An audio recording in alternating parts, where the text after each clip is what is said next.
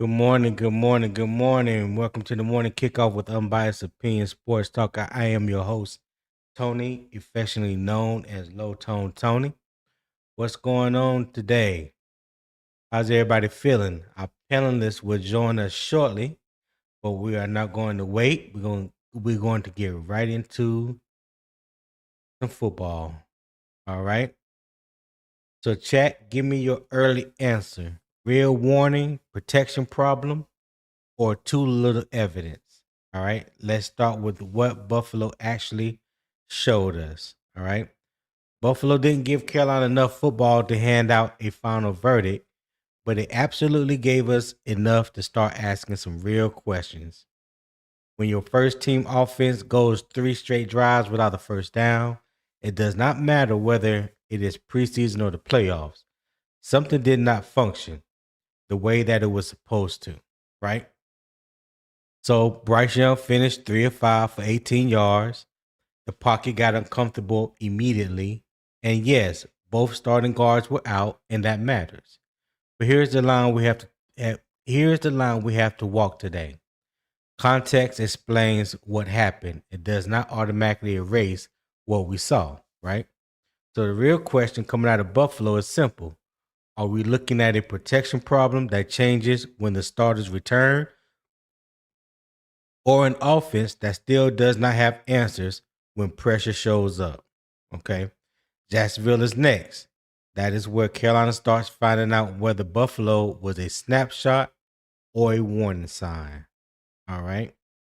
So before we get into today, I forgot to upload my graphics. 1 second, not a problem. I am on it. We can go through today's availability and roster updates, injury report. All right. So let's just add that to the stage real quick. All right. So Chuba Hubbard, as we know, is still week to week. Haynes King missed the Buffalo game with a hamstring. Hopefully, he will be healthy enough to participate in the game against Jacksonville this week. I know a lot of people in Panther Nation are high on Haynes King and want to see more of him. So that is to be expected, and hopefully he will be available when we scrimmage Jacksonville come Friday. All right. The interior O line, Robert Hunt and Damien Lewis, both were held out against Buffalo. Says Lewis is still nursing his calf issue, and I believe Robert Hunt is still dealing with some back soreness. That was the last reported injury that we had for Robert Hunt was on his back. All right. And a quick roster update. As of now, 30 minutes ago, when I checked the Carolina Panthers transaction report on their website, Darren Waller still hasn't been reported as officially signing with Carolina yet, so the official move is still pending. It is a reported 1-year deal. We don't know how much or any of that right now, but yeah, on the Carolina Panthers website, under transactions, his name still does not appear. I think the last transaction was back on the 12th when we released a wide receiver. So let me bring my guests up on the panel real quick. Poppin', what's happening? Good morning. Good Yeah, you on morning, my Sports guy. Talk. Good morning, Yes, sir. America. Well, talk to me. Hold on before you do. Let me get into my little soliloquy here. All right, so let me just pull up my first question for the first half today. Did Buffalo expose Carolina offense? So let me give you the facts first. Carolina lost 29-14 in Buffalo. The first team offense had three straight 3-and-outs with 9 official plays plus a penalty. Bryce Young completed 3 of 5 passes for 18 yards. Panthers.com noted that pressure affected all 3 possessions, while projected starting guards Robert Hunt and Damian Lewis were sidelined. So here's the little context to it. The issue is bigger than the final point total. Carolina must evaluate whether it identified pressure, communicated protections, created a workable first down plan, and gave Bryce Young a clean answer when the original look failed. Missing both starting guards affects pocket depth, stunt exchanges, run game continuity, and protection calls. A resilient offense still need answers when personnel changes. So my question to you, Poppin, did Buffalo expose an offense that can't handle pressure, or is the missing interior line making this, or is the interior line making this too incomplete to judge? What say you? What offense? I'm confused. When you say offense, what offense? Well, irregardless, there was an offense on the field. Now, Oh, how they produce, that's up to everybody's own interpretation. But that has nothing to do with the question that was just asked you, Poppin. So, sir, okay. can So, you so please answer the question? did they cause some disruption? Sure, I could say that. Even though it's we had a whole week ahead of the whole NFL, and we've already played Mm-hmm. one preseason game. I mean, I guess you could say yes. They showed some. They showed some. They caused some problems. That caused our starters and backups not to be looking very efficient on offense. So yeah, Okay. and you also got to take in consideration. It was vanilla. What's that? It was It vanilla. was vanilla. Yeah. So It was vanilla. It was now, offense. But go uh ahead. huh. Now, I don't know what type of vanilla that was, so I just call it vanilla Was light. it with a Madagascar vanilla, or was it some imitation vanilla? There's a difference. I get that's why I call it vanilla light. You know, Van- because that had to be what it was. I mean, well, I blame it. I blame stop. Excel. Let me hold you. Let me hold you right there. Let me hold you right there. In your honest opinion, did you see a difference in the play calling? Let's start with the play calling. Did you see a difference in the play calling Thursday in the all Having right, Papa, you there? yeah. It was kind of choppy there for a second. Okay. All right. So did you see a difference in the play calling from Thursday night to Thursday night against Arizona to Saturday against Buffalo? Um, I don't think I see a major difference. No, I'm being totally honest. I don't No, see. I ain't say whether it was major, minor, or what. Did No, you see I a don't think difference? I didn't see a difference. All I seen was a difference in execution. Okay. All right.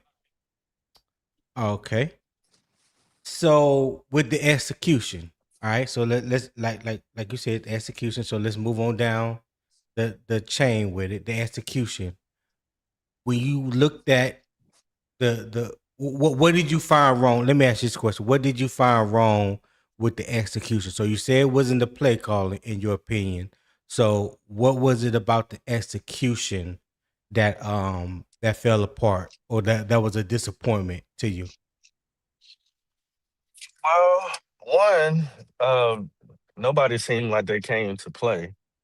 Number two, um, Mm-hmm. I didn't see any aggressiveness. I didn't see any attention being um, put on the field. Um, I didn't see anybody trying to, hey, let's take a shot anyway, give you a chance. I didn't see enough blocking and protection. Um, I didn't see no holes for guys to run through like that. Um, Mm-hmm.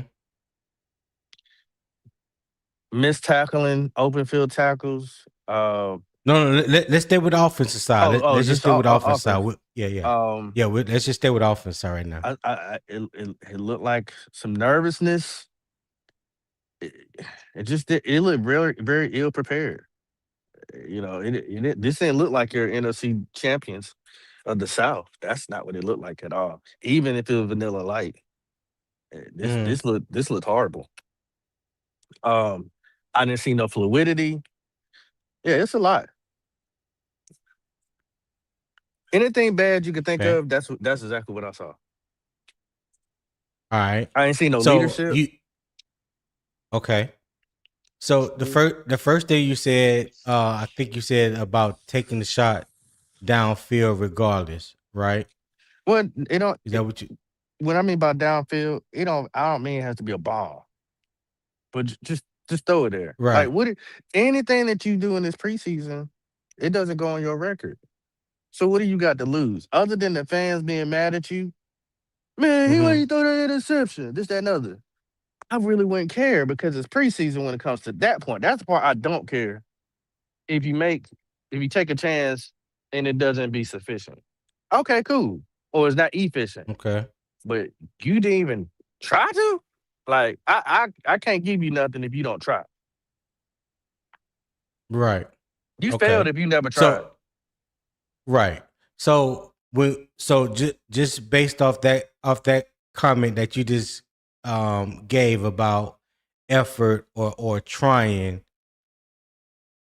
who or what would you put that blame on? Like who's responsible for the offense giving the right effort, the right level of effort, or like you said, giving a try no matter what. Who is responsible in your opinion for that? In my opinion, I mean, the quarterback gets the ball, touch the ball every single time. Matter of Right. fact, I was told that you have mastered the offense. Yes, I was, yeah, I heard. Yeah, Mastered. yeah, I heard the same thing. Did you see mastery? No, absolutely not. Oh, okay. Okay. Absolutely not. So No. when somebody Like stick, like like mhm. you said earlier, you can almost say to your point, like what offense, if any, was on the field those first three series. So Let I me mean, let me ask you this: did T Mac have go a ahead. catch? Not at all. He didn't even have an attempt. He didn't even have a ball thrown his way. So Jalen Coker's the number one now. Oh, okay. No, I didn't say that. You're saying that. I know. I know. I'm the Okay. one saying it because Jalen Okay. Coker got a pass thrown to him before T Mac did. On the second drive, yeah. Neither one of them saw a pass the first drive. I don't care. T Mac need to get the ball first. Exactly. No, I'm with you. I'm You know with what you. I'm saying? That's I this is think my the whole I point think of the what I'm saying. first yeah, Yeah. the first pass attempt went to XL. And we know where that went Yeah. to the dirt. I Well, blame I XL want for this whole preseason. It's his fault. okay, now I think you're being a little facetious, but I am. continue, I'm sir. glad you picked up on that. Yeah, I am Yeah. very very much so because that's what Well, ain't people like to nothing do. ain't nothing about me slow now. Oh, I never said that. I might talk a little slow at times. And you'd be surprised who still don't get it. Like I'm not even talking fast. You still don't get that. But anyway, anywho, yeah. So Bryce Young did not show me leadership or any mastery Mhm. of the offense. Now, when you're a master of something, you can transition however you want to, whenever you need to, because you're the master. Masters don't get questions. They don't get questioned. When you're the master, you don't get questioned unless you got a protege. You know what I'm saying? Like the young grasshopper. You're training him to get to the level that he needs to be. Well, When you this is where I think you're sounding like you're taking the definition of mastery and using it in two different contexts. I don't think the comparison is true comparison. But go ahead. I just had to throw that in there. So you're saying I'm off? Okay, all right. Well, let's break this down then. If you got your master in your degree, let's say your master in scouting, your master of scouting Hmm. offensive line, that means you hit on the guys or your predictions of whoever that you're scouting. You mastered it. You know the ins and outs of it. Can't no. Not saying that you can't learn nothing, but And not saying that you perfect either. not saying you're perfect. But your Okay. efficiency is up Okay. there. What Okay. I'm saying is when you have mastered the offense and something doesn't Hmm. look good to you, don't you have the right to audible out of it or call something different or shift the protection for you? Because once you have Yeah. mastered That's offense, you know what everybody else is supposed to do and how to do it, hmm how to see it, how to call it. I didn't see you no you you mastery. you're very you are so right. Yeah. Yeah. Yeah. That you are correct. But that's the answer to Go that on. question. Okay. So just to rebut your answer a little bit, like you said earlier, this was vanilla. Whether it was vanilla light, vanilla white, vanilla gray, whatever. It was some form of vanilla, right? It was also the first preseason game for the starters, correct? So you've been watching football as much as I've been watching football. You know the game like I know the game. And you understand that you're going to see vanilla in the preseason. Now, it's not up to us what players are called. Last week in the Hall of Fame game was more of a pass happy offense than it was Saturday. I don't know if you really noticed that or not, but yeah, we came out firing and throwing the ball off the rip in the Hall of Fame game. Um, to me, there was a little difference in the play calling between the Hall of Fame game in this game. It looks to me like they was trying to get Jonathan Brooks his touches, get a feel into the game. It surprised me that the first throw went to Excel, not to your top two wide receivers. So there were some squandered opportunities that I think that the offense as a whole should have taken, and that's why I asked you about the play calling because there was a difference in play calling uh, when it comes to last Thursday and Saturday's game. So that's why on the thumbnail I have concern or context.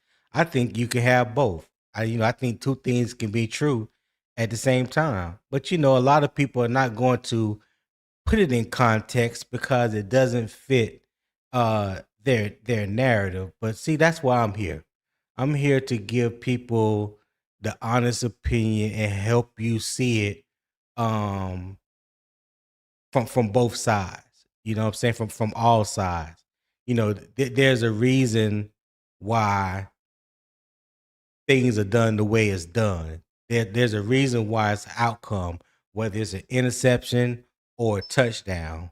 Whether it's a fumble or interception. There's a reason to all of that. It don't just doesn't happen out of the blue or like magic. There's a reason to it. When you look at what happened or what took place Saturday, it was obviously in my opinion, just watching the first two series, what I believe they were trying to do. I don't think they were trying to really go out there and do what I hoped they would do. That's what was disappointing to me. To see our offense, so much that we've heard during the off season, during training camp, the highlights, the reporters, like you mentioned, Poppin talk about the mastery of the offense and Bryce looking like this, and then we go into this game and none of that transpired, and then we all left to wonder, well, what the hell happened? You know what I'm saying? So that's my biggest problem with Saturday. I didn't even realize that Robert Hunt wasn't playing until maybe like the second or third I think like that first series. I didn't know Brady Christensen was in the game. So listen, like I said, there could be a multitude of reasons for things happening. But yeah, that's just my opinion. I'm here to help anybody, understand, put things in proper context, because that's what I do. I don't pick sides. I don't sit on one side or the other. I'm right comfortably in the middle, so I can properly critique the game, whether it's good or bad. That makes sense to you, Poppy? Yeah. Yeah, yeah. Uh-huh. Tip Drill Will, what's happening? Hey, good morning, fellas. What's up, Poppin? What's up, Tony? What's going on, Will? Yeah. Not much. Not What's much. going on? None much. Happy What's Monday, on? everybody. Oh, go ahead. I'm sorry. No, I'm just saying happy Monday. Happy Monday, everybody, to everybody in your Yeah, chat, happy your Monday. audience. And we done had like 36 hours for people to decompress, get their feelings in check, hopefully have a clearer mind this Monday morning as they get ready for work or get ready to go to the gym, Pilates, maybe they're at Starbucks, drinking a latte or tea, something to take that edge away from a Saturday, and hopefully we can discuss it in better terms and a better situation today. So, Will, I Mm-hmm. will ask you, like I asked Poppin, did Buffalo expose an offense that can't handle pressure, or is the missing interior line making this too incomplete to judge? What say you, sir? I think it's too incomplete to judge right now. Um, I watched them. I watched them snaps several times, man. And Mm-hmm. and 62 was getting ragdolled, dog. I mean, it was crazy. It was crazy. Um, we couldn't establish the run. We couldn't everything was hurried, and it was all Yeah. basically coming from the interior. Uh I there's no way for us to really evaluate it completely. And I'm saying me now, of course, I can speculate on why they had Corbett and not Corbett, Brady Christensen and Zavala in there. Uh huh. Um, I can only speculate. For example, Right. Lewis and Hunt, they dressed up, they warmed up and everything. They just didn't play. Oh, they did warm up. Yeah, Okay, I didn't even know that. they just didn't play. Didn't even know that. So are they saving them for are they saving them for joint practice? I don't I know. don't know. Hold that thought right there, Will. Shout out Mhm. Reality Beats for the 4.99 super chat. He said, I know y'all seen XL stop in the middle of his out route, hiding behind the defender. I thought would have possibly been a tutty. Listen, I'm trying to give people the opportunity to tell what they saw, voice their opinion. You know what I'm saying? But reality beats, I saw the same thing you saw, right? I saw the same thing you saw. So when AJ Brooks just asked about Bryce throwing the ball 7 yards away from XL, well, if you understood the route concept and he should have broke out and not tried a button hook right there, which was crazy. We know Bryce throws with anticipation. He may have been there where the ball was thrown, but I digress. So I'm hey, hey, this is for y'all. You know what I'm saying? My understanding or my opinion of the game, I try to keep it out of. So I let you guys do y'all thing. But yeah, reality beats, appreciate that 4.99 super chat, and I definitely saw that. Yeah. Go ahead, Will. Yeah, I saw that too. Um, but so So I guess I'll say all of that to say I think it's incomplete, man. Yeah, I'm disappointed. I'm disappointed in this offense. And I understand that Dave Canales' main concern is to be ready for week 1. But Yeah. God damn, man, you didn't allow your paying audience to see anything. Nothing. It is entertainment, right? Jesus Christ. I don't understand it. I just don't understand how this was so bad. Now, of course, for me, and I hate to say this, after looking across the NFL, we weren't as bad as a lot of other people. And I'll just leave it at that. Right. Yeah, we were. Right. We were just as bad as other people. Yeah, we were. No, we weren't. Yeah. I No, but I watched a mean, that's my lot of opinion. It's football. my opinion. My opinion. I know, I get it. And Charlie, the game out there, man, please pull up. Now, I love to feel some of that. There he is. Oh, no, he ain't. There he ain't. Yeah, Charlie, man, you waking up, man, pull on up, man. I'd love to hear your perspective. Go ahead, Will. Yeah. So after calming down, I still just I want some questions answered. Like why wasn't, if you're gonna go against their first team reps, why have your backup guards in there? Why? Well, I mean, yeah, it's kind of a head scratcher. It is kind of a head scratcher. I ain't gonna lie. Yeah, it's kind of a head scratcher. You got to know what your depth looking like. That's why. You got to know what them guys can do. I mean, That's true like too. you said, the guys were on the warming up, but it might be a time where they can't go. So you got to see what they can do. You never know. Anything can happen. So you gotta put it out there. I understand everybody else is expendable. But that's not how you look at depth. You gotta put them out there. Because knowing how we roll, a couple of those guys probably will be in the game later on in the season. Right. So what were they I doing? guess I agree. I just like I said, I'm just disappointed. So, but that makes sense, Papa. Yeah. Yeah. So, Papa had mentioned about no leadership was shown. There was like a lack of effort. No effort was given from the offense.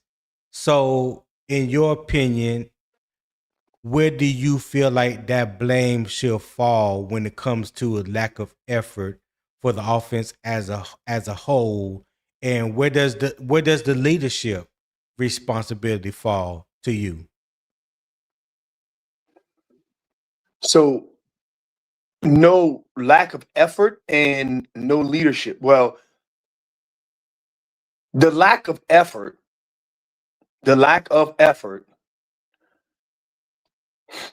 unfortunately, falls in several categories. One, the individual player.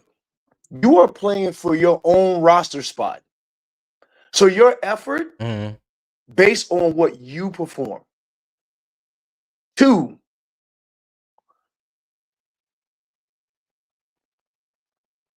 the environment in which the team places you in. What you mean by that? Expound on that a little bit. So if you think that you safe and it's a preseason game and you don't have to do what you need to do in order to make this roster, then you feel like you own nobody's shit. Be careful what you saying, Will. And three.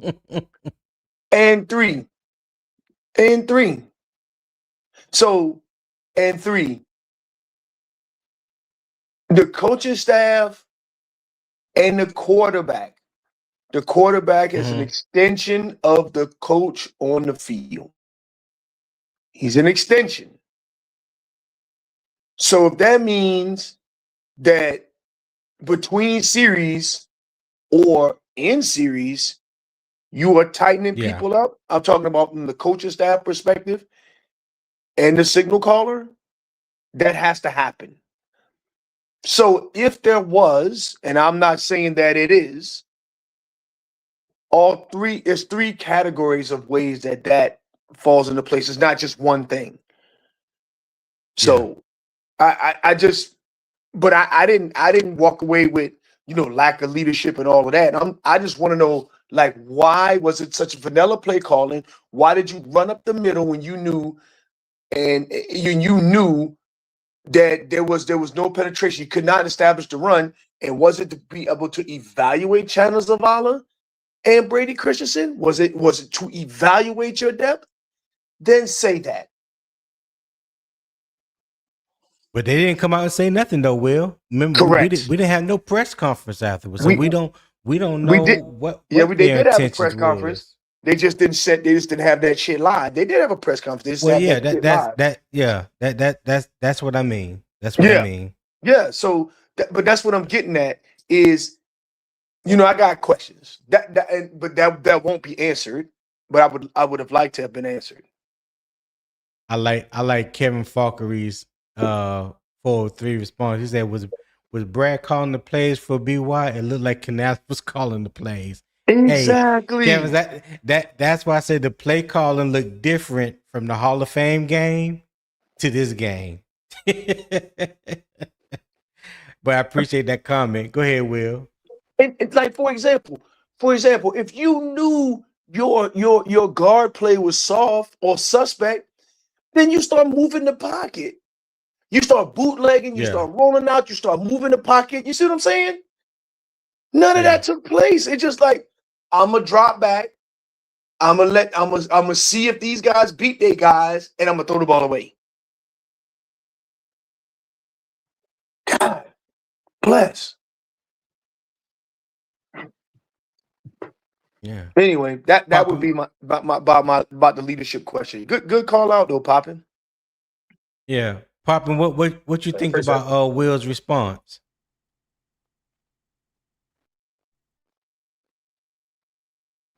Poppin. Yeah, I'm here.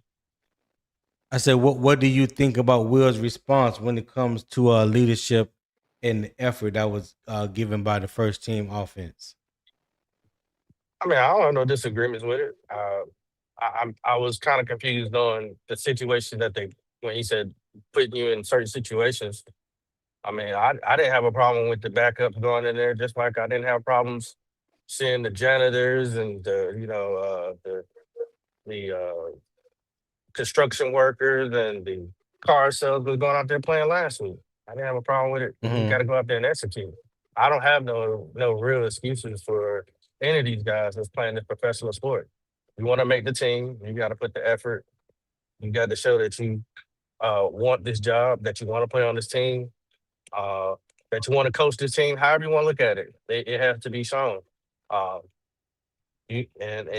I said, when you're a master of the offense, somebody got to come up with something. You just can't just let it unfold. I just trust the coaches. I just did what they told me to do. Like that, all that bullshit is out the window. We ain't trying to hear none of that. So what would you want him to say? Can I ask that question? He didn't say that, but that's what I'm saying. No, I'm saying you said we don't want to hear that. So, like, what should not in year 4? And not in year 4. I don't want to hear that excuse. I don't want to. No, that's not. That's. No, I'm saying what. That's what I'm saying. If he does say that anymore, because he has used that in the past. You can't say I'm sorry, but so many times, right? Will, do you believe that? Yeah, I know, but what I'm saying is based off of the conversation he had post game, what would you want him to say that's not? He didn't say nothing in post game. Yes, he did. He did. It's nothing different about I haven't already heard. You just other than we gotta do a better job. I gotta do a better job. Whatever. All right, cool. Next. Right, but like what I'm Like, saying is, what do you expect for him to say? You well, said you don't that's what want to hear that. Like, what do you want? I'm putting this in context of going into the future when we play real games. You know what I'm saying? I don't want to Oh, hear okay, okay, okay. those type of excuses, but I just trusted the coaches. Man, you got to go out here and put on. And so in other Yeah. words, so if the coach give you a play, you don't like the play, call a different play. I mean, master of the Mhm. offense, master of the offense. Coach can call what he want to call. That's true. Yes, but if you see something that don't look right to you, it's gonna be on you first. Cause everybody gonna see you put it on display. Then they'll jump on the coach and be like, "Hey, that was a dumb call." But if all you can say is, "Well, I'm trusting the coaches and that I'm doing what the coaches asked me to do," it Um, did Poppin break up? I might have. Okay. Hey. So the other thing I mentioned to you on that Poppin. Oh, oh man, I must be breaking up. I hear you clearly, Will. Tony breaking up for me.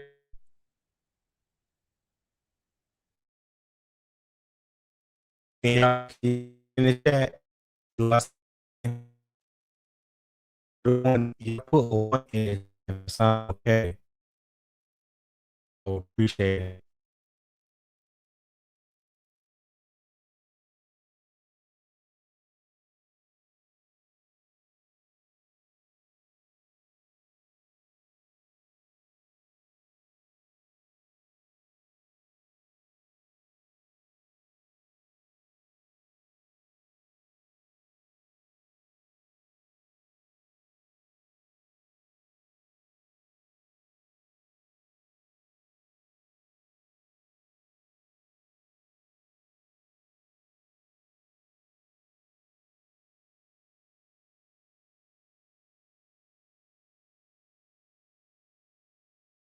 Hey, Will, can y'all hear me now?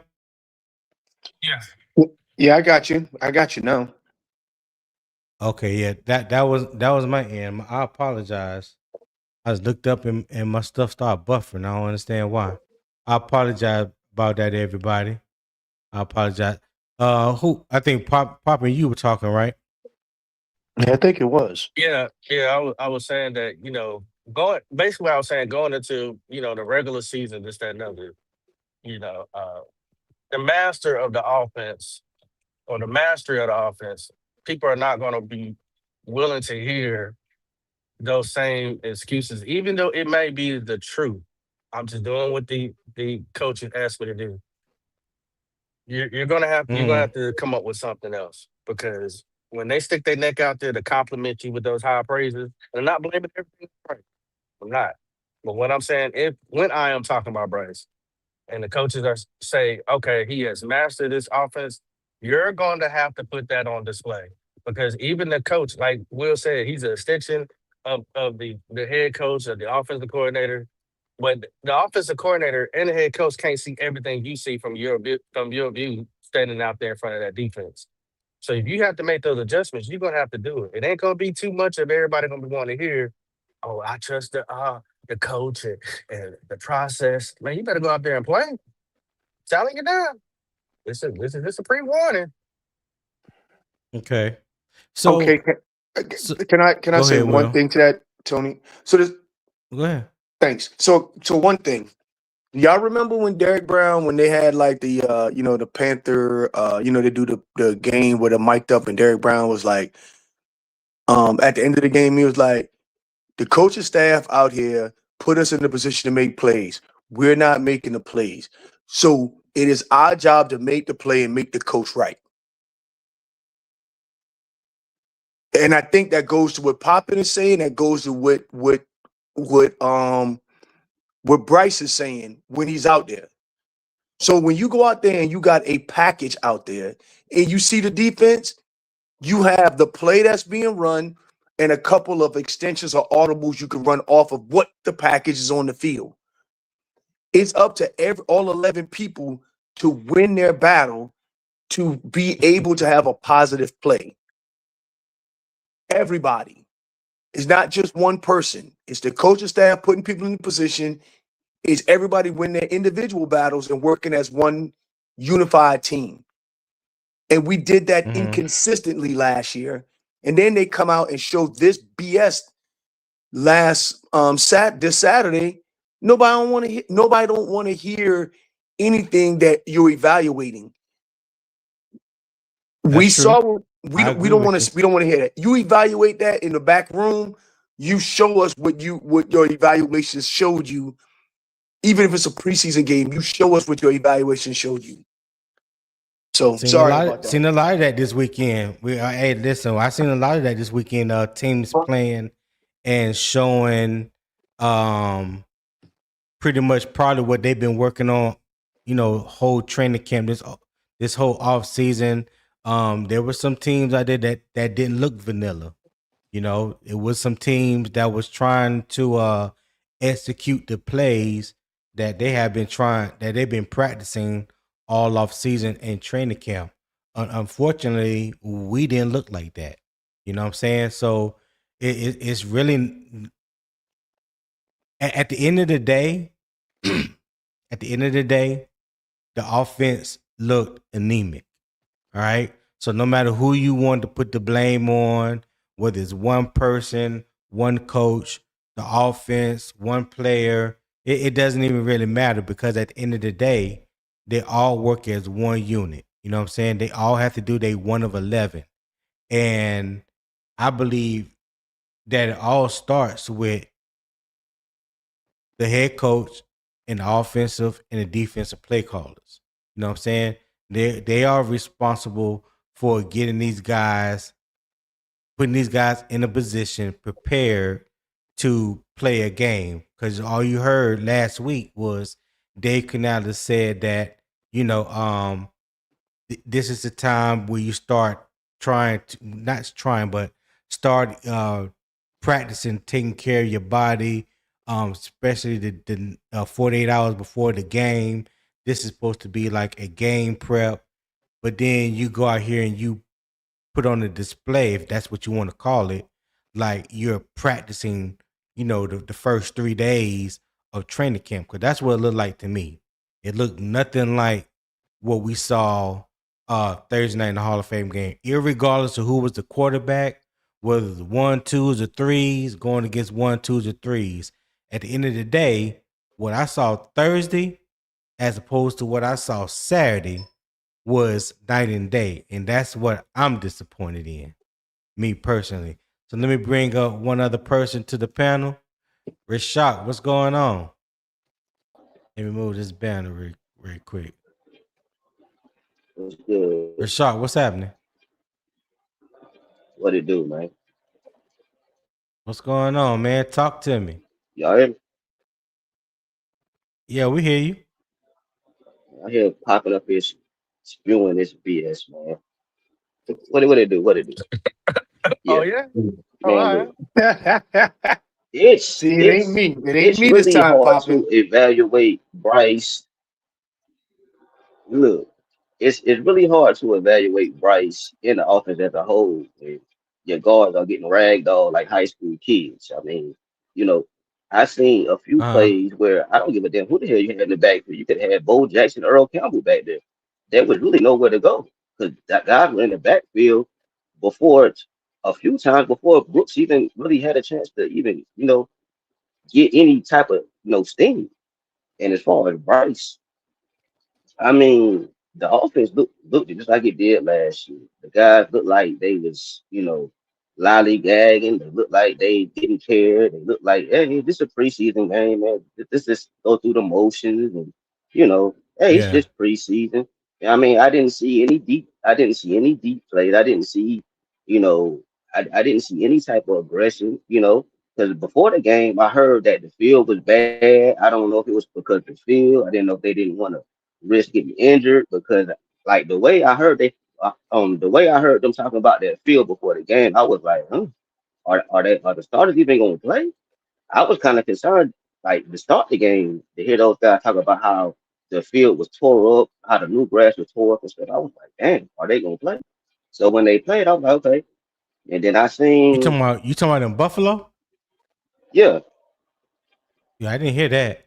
Go ahead. Oh yeah, they was talking about how bad the grass was. So I thought that they might have was gonna play like one series to sit them, but when I actually watched the game, man, I'm Hmm. like, "Yo, these dudes playing like they looking like they don't even really want to be out here. I don't know if they trying to play it safe or what. Yeah. But everybody was talking about how Buffalo was playing. I'm like, well, I mean, somebody did make a comment where Buffalo was playing for a little bit more because the new stadium and they wanted to show off and da da da. And it's Joe Brady, first year as a head Well, coach. Da da da da.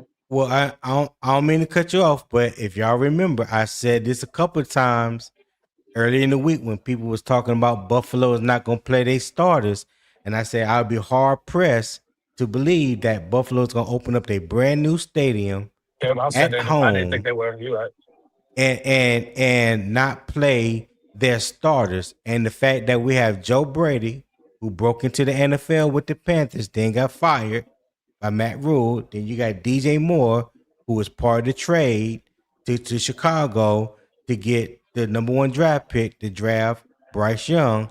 If y'all think they don't have something to prove, y'all mistaken. And what did they do?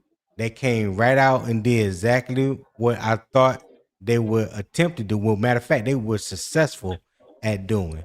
You know what I'm It saying? was Because it was so great to some see some some more. somebody tell me when the last time you saw DJ Moore wave at a defender like bring it. I don't recall seeing DJ Moore doing that, especially Yeah, in a preseason game. Like he wanted to smoke. He wanted to show you that Yeah, he what called. you had, you know what I'm saying, that you should have held on to, or whatever point he was trying to make, he was letting them know. You know what I'm saying? And the offense, they didn't look vanilla to me. They looked like the same type of offense they ran when they beat us in the ground last year with the It looked stretch like they was zone, the actually wide trying. zone. You know what I'm saying? Running bootleg out of it.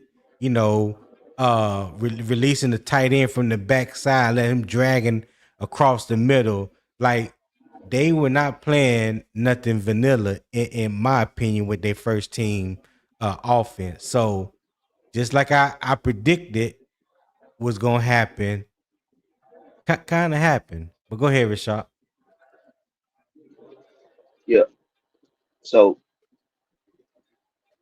like I was saying, man, bro, like Papa, you talking about mastery of the offense. I mean, it's the preseason.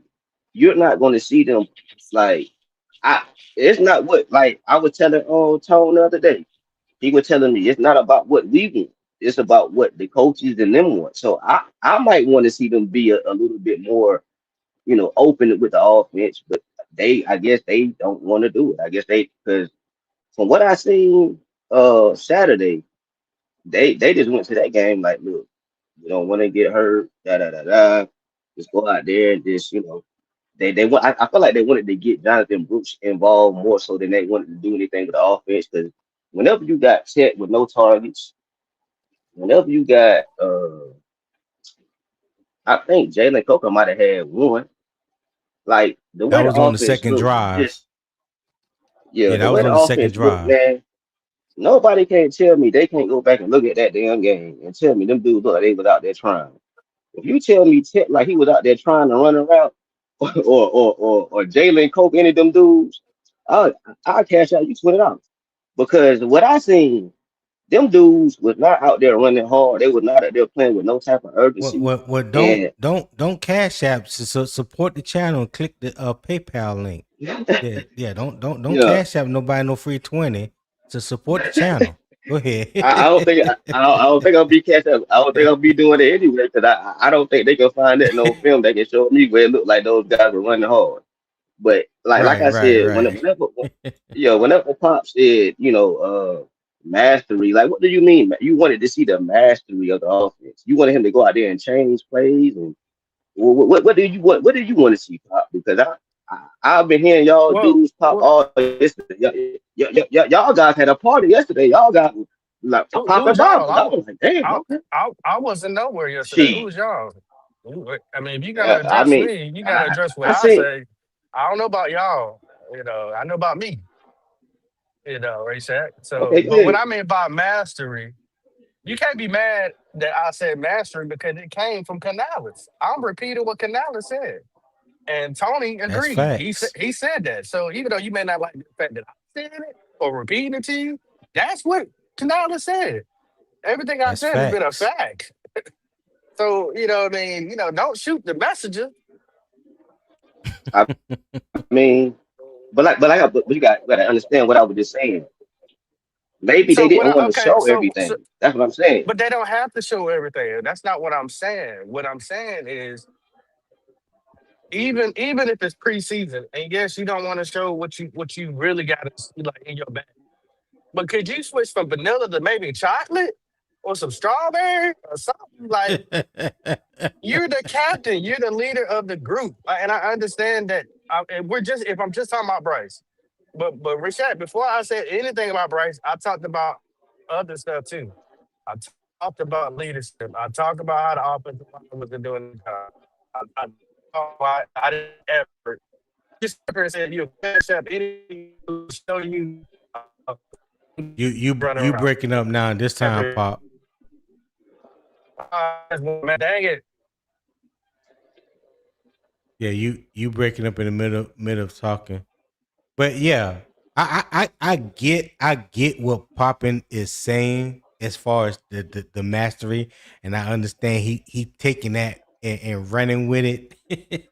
You know what I'm saying? I understand that angle, but at the same time, you know, you so we all know that Bryce ain't just getting up there and just calling whatever plays he wants just because he don't like the plays that's coming in. Again, this is the first preseason game, and I know some people say that preseason man. I know Candy Girl, preseason does matter to some people.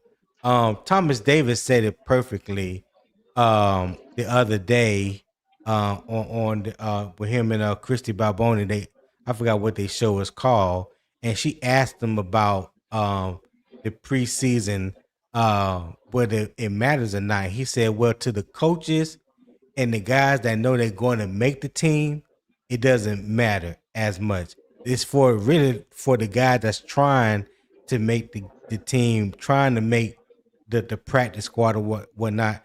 Those are the ones that the game matters to the most. Now that's not me saying it. That's Thomas Davis saying, a Panther legend that has played this game 13 to 14 years or however long he played. So again, like Papa say, don't shoot the messenger. You know what I'm saying? I just give you the message. So, you know, maybe some of these guys, you know, like Thomas Davis mentioned, you know, don't take this game, don't take the preseason as serious. Maybe it's why it was as vanilla or no flavor at all. Hell, I don't know. I don't know. I just know for me, I was not happy with it whatsoever, especially with all the news, the information that was coming out of training camp. I was hoping we were going to see much better from the offense. That's what I was hoping. Yeah. I mean, it don't help to be missing your two top guards, but like I said, Yeah. for the offense to look the way it looked, when I looked at that game, it looked like Dave Canales was calling the play. To be real, which I couldn't tell the difference. Looked like Dave Canales was still calling the play. Mm-hmm. And I'm like, bro, it's third. I think it was like a third and one, third and two. We tried to run the ball up the middle with Jay Brooks. Chandler Zavala got pushed in, got tackled for I think like a 1 yard loss. It was like fourth and two at like the 48 or 49. I'm like, okay, this it's the preseason. Why not try to go for it? Why not be a little aggressive? Yeah. They wanted to punt the ball, and I'm like, yeah, I mean, yeah, it is what it is. Yeah. I guess they want to treat it like an actual game, like they want to be like an Yeah. actual type of environment, like where in most regular season games, you will punt that ball, well, a lot of times. But I mean, you gotta think about it. Ron Rivera, once he learned to stop coaching timid and want to punt and kick field goals and started being a more aggressive, that's when we started winning. I feel like Dave, Mm-hmm. Dave Canales, man, right now is just he got to show me, man. All this coaching with Yeah, violence, and I don't see. I don't see. I feel you. Go ahead, Pop, and finish I don't see saying no type of what you were violence. saying before your signal went out. Go ahead, Poppin.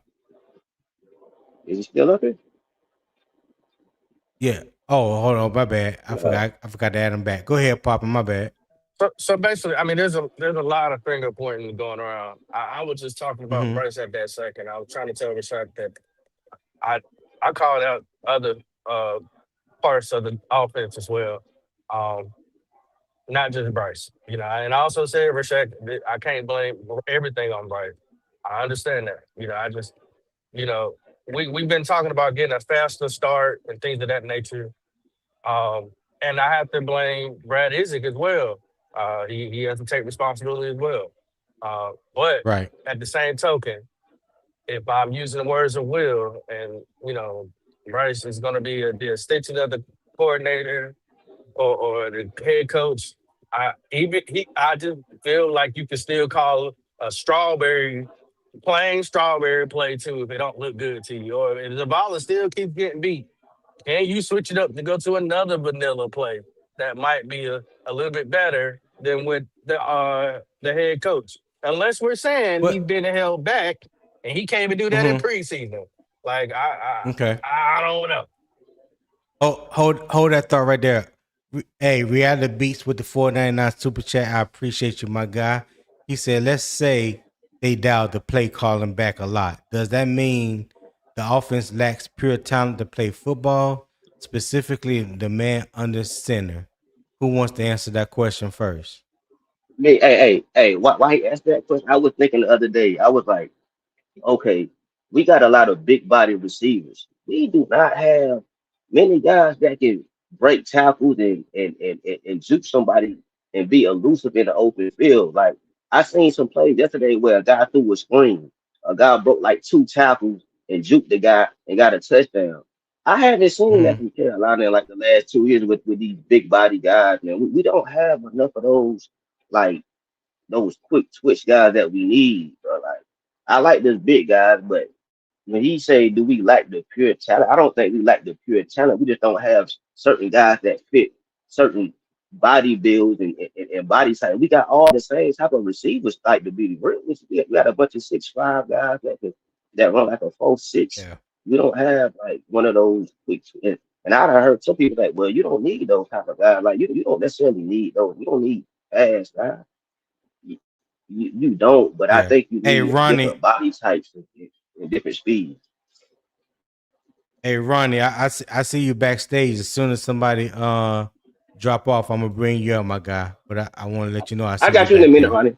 I would ask one more question though. All right. Go ahead, Do Rashad. y'all do y'all before I go? Do y'all think you can fairly judge Jonathan Brooks based off what y'all seen from the interior lineman last game? Because me honestly, I don't think you can like judge No. him specifically I, or hell anybody else yeah, based off what that yes, offensive yes, guard did. yesterday, yeah. In my opinion, Saturday wasn't even a judgment day for Jonathan Brooks. My whole thing, I just want to see him exit the game healthy. That's all I wanted to see from Jonathan Brooks. I wanted to Yeah. see him leave the game healthy, have a good recovery time the next day, and get ready for Jacksonville. That's what I wanted to see from Jonathan Brooks. All I say right. the same Yeah. thing. Hey. Okay, hell yeah. Okay. Hey, that's all I want. Hey, Okay. Ronnie, don't get them too hard, Ronnie, because I know you about to get on somebody ass. Hey, I'm listening though. I'm in the comments, bro. Hey, go ahead. Go ahead. Hey, go ahead, Will. Answer that question that Reality Beats just posed to us. So Reality Beats is talking about um lack of pure talent means we can't play football. All right. So the team on the other side get paid too. If you go out there and for example, and I'm just using it as an example, since he pointed out the quarterback. I'm almost willing to bet in a real game, if Chandler Zavala was getting beat like that, they was gonna do some naked bootlegs. They was going to move that pocket. They were going to do other things to mask and help the offensive line allow for plays to develop downfield, to extend the run plays, and all those other things. They wouldn't just run up the middle. I Right. truly believe that they were trying to evaluate depth. I wish they just we got. I just got myself too. I got my expectations too high. So if you're saying not to evaluate who's under center, hand the ball off and he gets stopped 2 yards in the backfield. That's not on the quarterback. I mean, I don't. It's not always about the quarterback. I know that we believe that if Lamar Jackson was back there, Lamar Jackson hand the ball off, it's going to be a 4-yard gain. That's not reality. I just throwing that out there. So, all right, Ronnie, what's going on, my brother?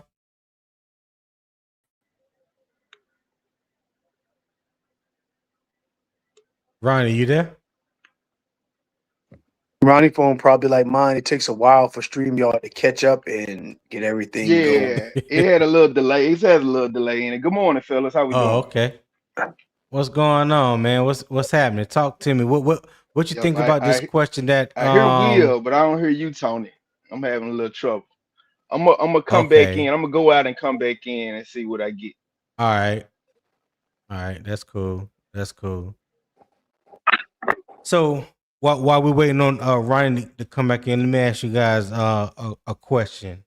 When you look at those 3 empty drives, what do you believe it broke down for Carolina? Was it pre-snap, protection, the play call, or the QB? Will you go first?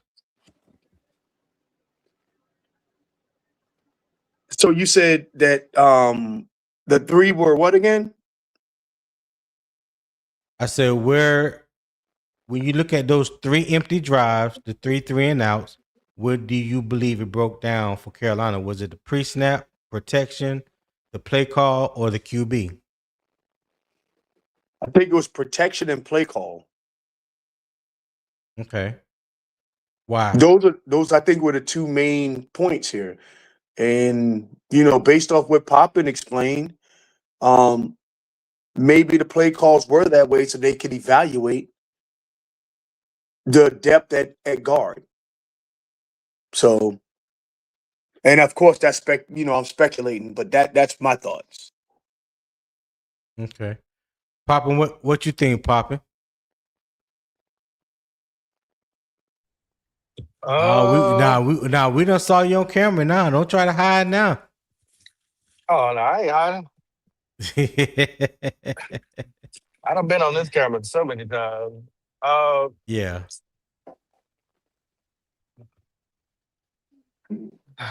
You want me to read the question again? No, I because I think it's all of them. That's my problem. Okay. I can't just pick one. I think it was all of them. Those first 3 drives was on everybody. Some people are worse than others. Some people didn't step up. And I know it's sensitive for me to talk about Bryce, but that's not my whole conversation, But everybody looked. Hey, give your opinion, brother. Give your opinion. Yeah, I mean, it was everything, anything and everything you can think of. It all looked bad. It did. The play caller, the protection, the quarterback, the pre-snap, all of it was bad. Got you. Everybody get shot. Hey, Ronnie, what's going on? Can you hear us now? Can you hear me? Yeah, I got you, Tony. What's going on, fellas? Poppin', I ain't forget about you, Poppin'. Before you start, I know you're gonna start, Poppin'. Hold on, time out. Hold on, because I didn't say nothing, but he brought it up. So if you allow me, go ahead, Poppin'. Am I supposed to believe that? What? You are supposed to believe it, hold man. on. What y'all talking about? I owe Poppin $100 bet. It's been since last season. I ain't paid Poppin, but I got him in mind, bro. I've been going through a lot, Poppin. So I just, get it, but just believe me when I say that, Poppin. we made this bet before the season started last season. I was still in the graveyard with Poppin right quick. I got to come back alive with Poppin. Y'all figure that out another time. Let's deal with the question at hand. Let's get so to Ronnie, it, Tom. Yeah. When you look at those 3 empty drives, where do you believe the breakdown for Carolina happened? Do you think it was the pre-snap, the protection, the play call, or the QB? I don't think it was either of those, Tony. Wow. Now it's a word that I'm trying to figure out to use. When you have different components that have different jobs, but they have to play in sequence. What is that called? Like, what is that usually called? When you have to play together as one unit, regardless of the jobs that you may have on the field. What is that called? It's called team. Well, it's a teamwork. But you have to play in alignment. If somebody is not aligned, just like the offensive line, they say continuity. That's the word I'm looking for. Right. Continuity. Okay. So this is a preseason game, correct? Where the coaches are trying to identify what parts play well together. Now, Tony, tell me, are you going to be able to identify that in regular season, or would you like to identify that before regular season?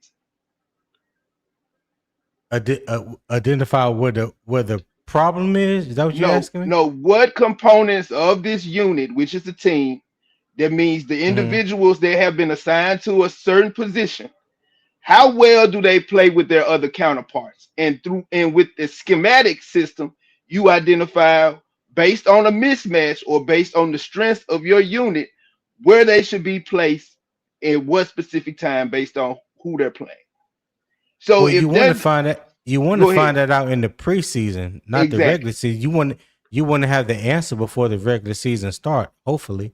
So I say this. Why I say it's neither of those, because there's no continuity with those players, only in practice when they're playing against each other.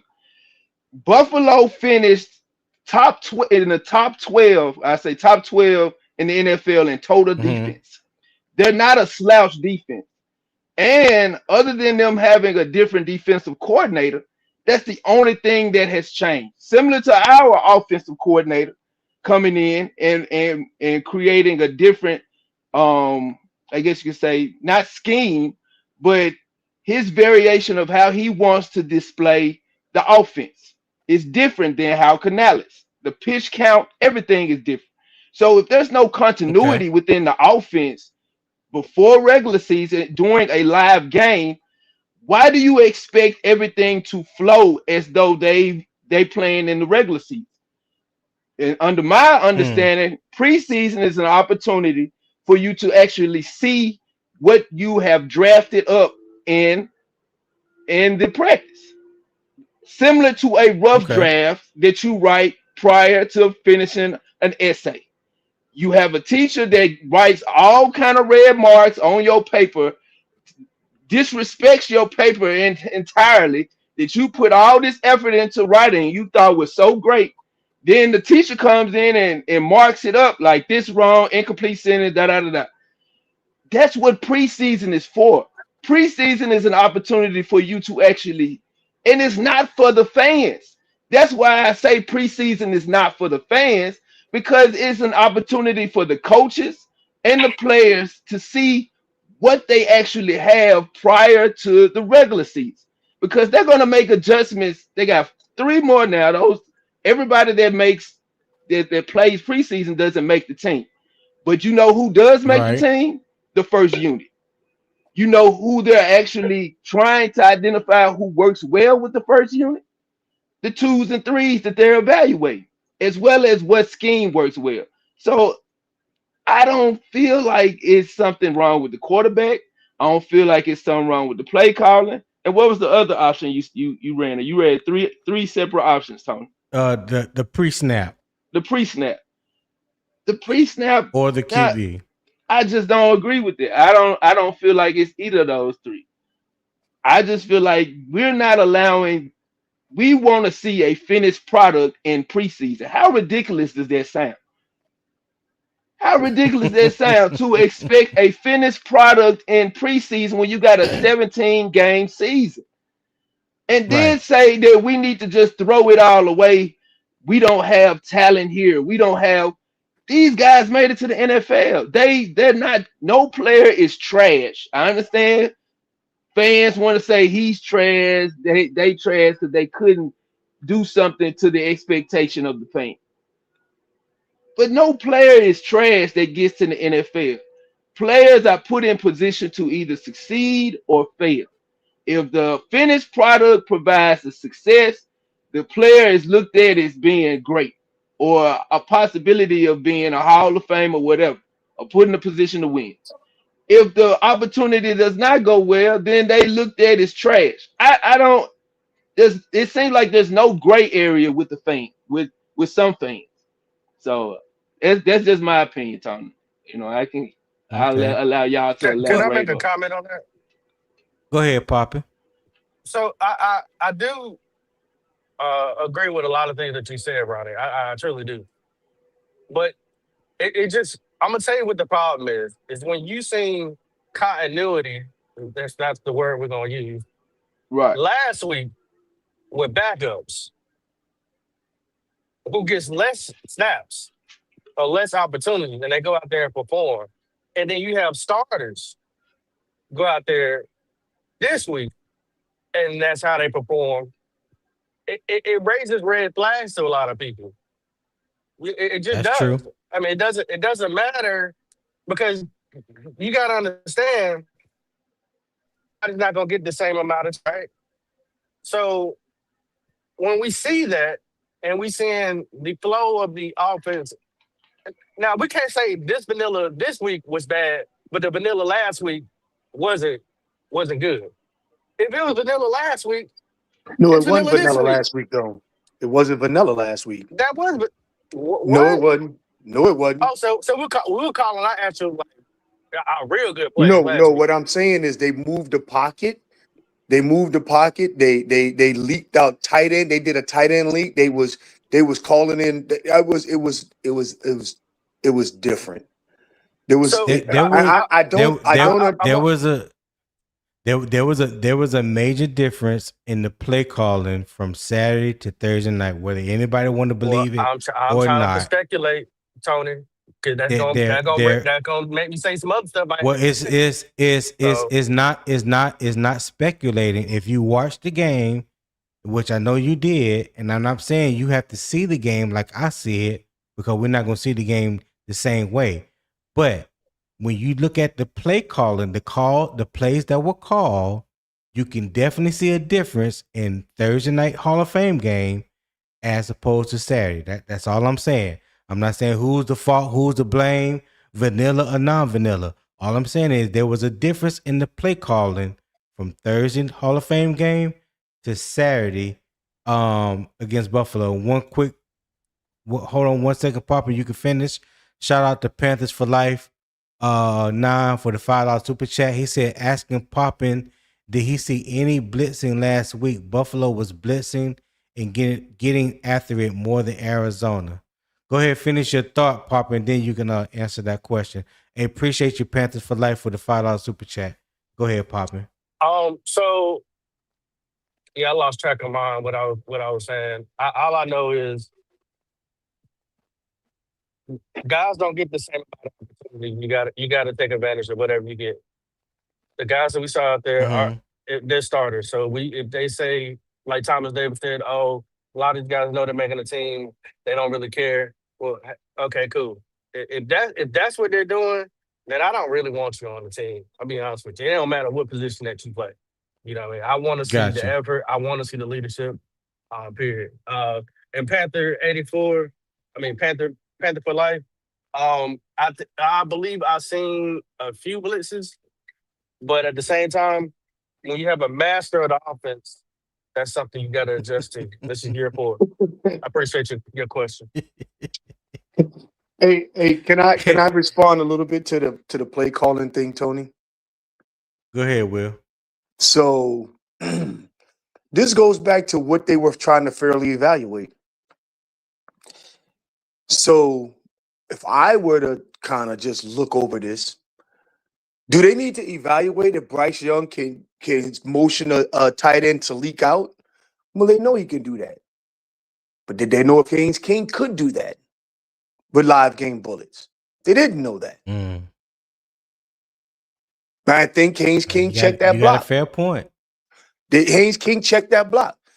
Now, going back to Poppin's point, I'm going to put these two guards on the field. You need to beat the man in front of you. Can you beat him? Yes or no? Check the block. We know that Bob Hunt and Damien Lewis can beat him consistently. Can you, if we need you to come in for some snaps, can you do it? Yes or no? So to somebody's point, they said preseason is to evaluate the roster. I get it. I'm just disappointed in the results that I saw on the field. Well, will I say this? Are you evaluating the ones the same way you evaluating the twos and threes? No, you're you're not. not. You're not. And the things that you need to see from the ones, you don't need to see that from the twos and threes because they're not evaluating them the same way. So when people say that, I say when the preseason is not for the fans, yes, it's an invitation for the fans to actually see what we have evolved from practice to game day. But that's not a valuable way to evaluate what the season is going to look like based on how many series? 9 series. And then they try to compare Haynes King production and how many quarters did he play in the Hall of Fame game? You trying to compare Bryce executing 9 plays to Haynes King. I just don't get. I swear to God, I do not get it. I like, man, come on. Like, you gotta be smart. You have to be able to identify the amount of substance you're actually asking to take in to determine how valuable Bryce's play is to Haynes King. I'm sorry. I don't get it. I'll never get that. We don't want to do that. Hold that thought right there, guys. Hey, shout out to SC Panther Boy for his member for 24 months, a part of the Carolina Armchair GM CJ.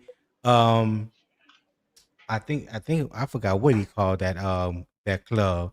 But shout out to SC Panther Boy for his 24 months of membership. I know CJ greatly appreciate that. Listen, we've been in here like an hour and 20 minutes now.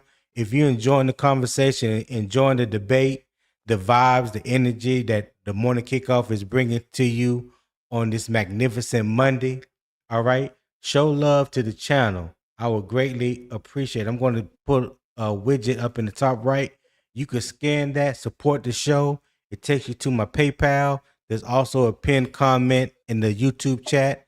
If you're watching through Carolina Armchair GM CJ, you probably won't be able to see it. I'm not sure, but it is in my YouTube chat pinned at the top. Okay, I would greatly appreciate if you do that. I also will drop it in the comment section real quick. All right. On StreamYard. Sorry about that. I just want to say, I seen. Go ahead, Poppy. I seen Charlie the Gamer. I seen Charlie the Gamer in here. Charlie, I would drop if you're available to pull up just to speak some of that positivity that you always bring and you pull up on channels. If you're available, man, put in the chat, man. I'll drop. I want to listen to what you got to say and hear your assessment. Yeah, Charlie the Gamer, pull up. Pull up, my guy. Go ahead. I think Ronnie, were you still talking?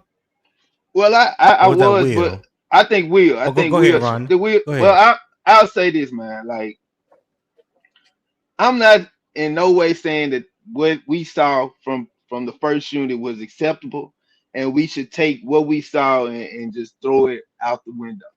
I think the coaching staff I think Bryce and I think the players too, they take accountability for the product they put on the field or it's not finished in no way because it's preseason. Right.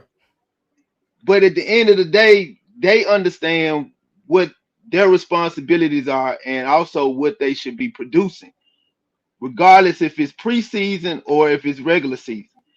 But I'm going to say that the fans need to have a considerably amount of optimism from what you see in preseason to what you see in the regular season. If you're not Right. optimistic, you don't even need to watch preseason. You need to just stick to the regular season and whatever the product is that you get on the regular season, determine if Bryce is going to still be here to see what year 5 and 6 is going to look like. I'm not saying they're going to get rid of Bryce. I think they're going to have to bring in competition to beat him out anyway, if that's the conversation we want to have about if Bryce is going to be here. And then you have to ask yourself, is Bryce going to get beat out by any competition they bring in here? Because I don't think so. I think he's too good off the field to even get beat in the classroom or off the field. I don't only way that they're going to move someone in to take Bryce's spot Yeah. is during game day. That's Well, the only way. that ain't even a question that we're gonna even entertain or even have today because I dig it. that's not. Yeah. We'll tackle that when that day comes. For But sure. yeah, popping Charlie, the game is in the back waiting to come up on the panel, sir. Yes, If you want sir. to drop off and let Charlie the I gamer will. come aboard, we'll greatly appreciate that. I appreciate it. Charlie, go ahead. Go get him, sir. All right. Coming to the stage, Haynes King, #1 fan, my boy Charlie the Gamer. What's happening, player? Man, what's good, E-Tone? What's good, E-Panel? And in chat, man. Man, Hey, good I morning, everybody. can't Having a call good it. morning so far. Good morning. Good Yeah, morning. yeah.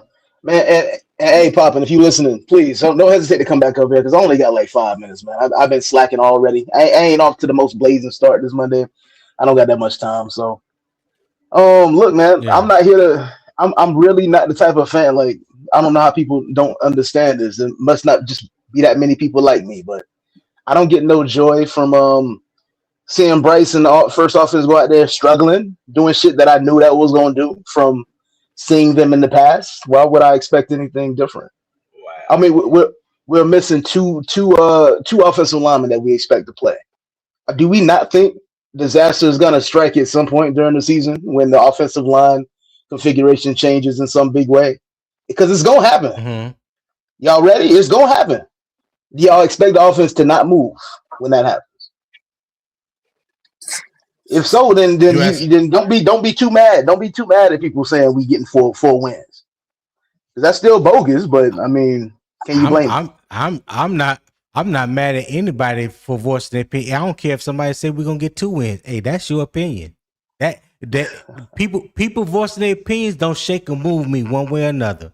I know. I really don't. No I don't optimism. get moved by it. I don't know. No optimism. Hold on. Because one thing that I've always said, especially on this show here, everybody's opinion is welcome.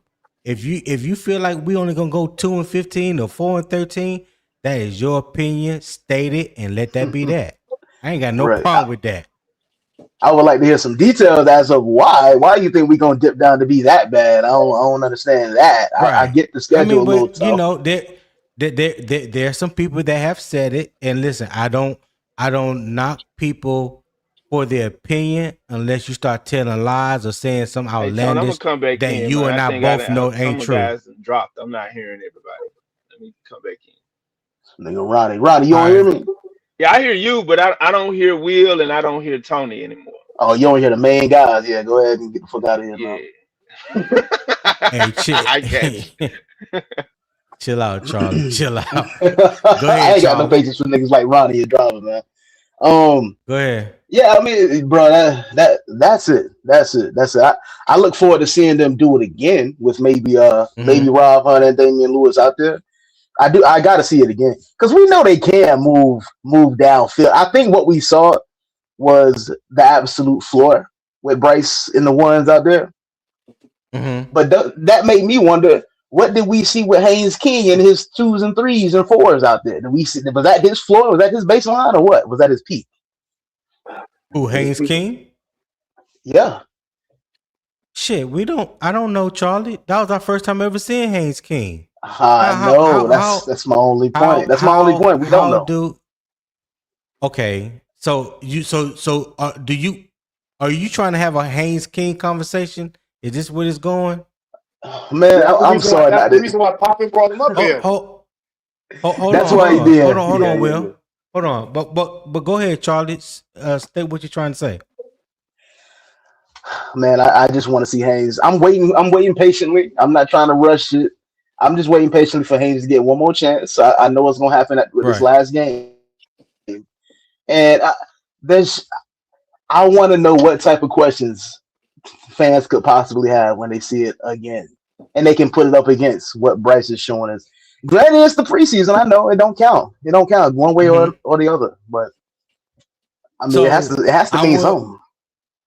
No, it absolutely means something. Hey, like I said before, Charlie, and this is my opinion. Again, I'm stating it again. I know you heard me say this before because you came on right after that game, and I said it then. I say it again now. Haynes King played an exceptional Hall of Fame game, no doubt about it. He exceeded my expectations. I knew what he looked like while at Georgia Tech. My main thing that has always been a concern with Haynes King was his throwing mechanics and could he throw on the NFL level. He showed me some things in that game that showed me that he has been working on those mechanics and things like that. I talked about how he squared his chest and shoulders to the line of scrimmage and released the ball. That was very valuable for him.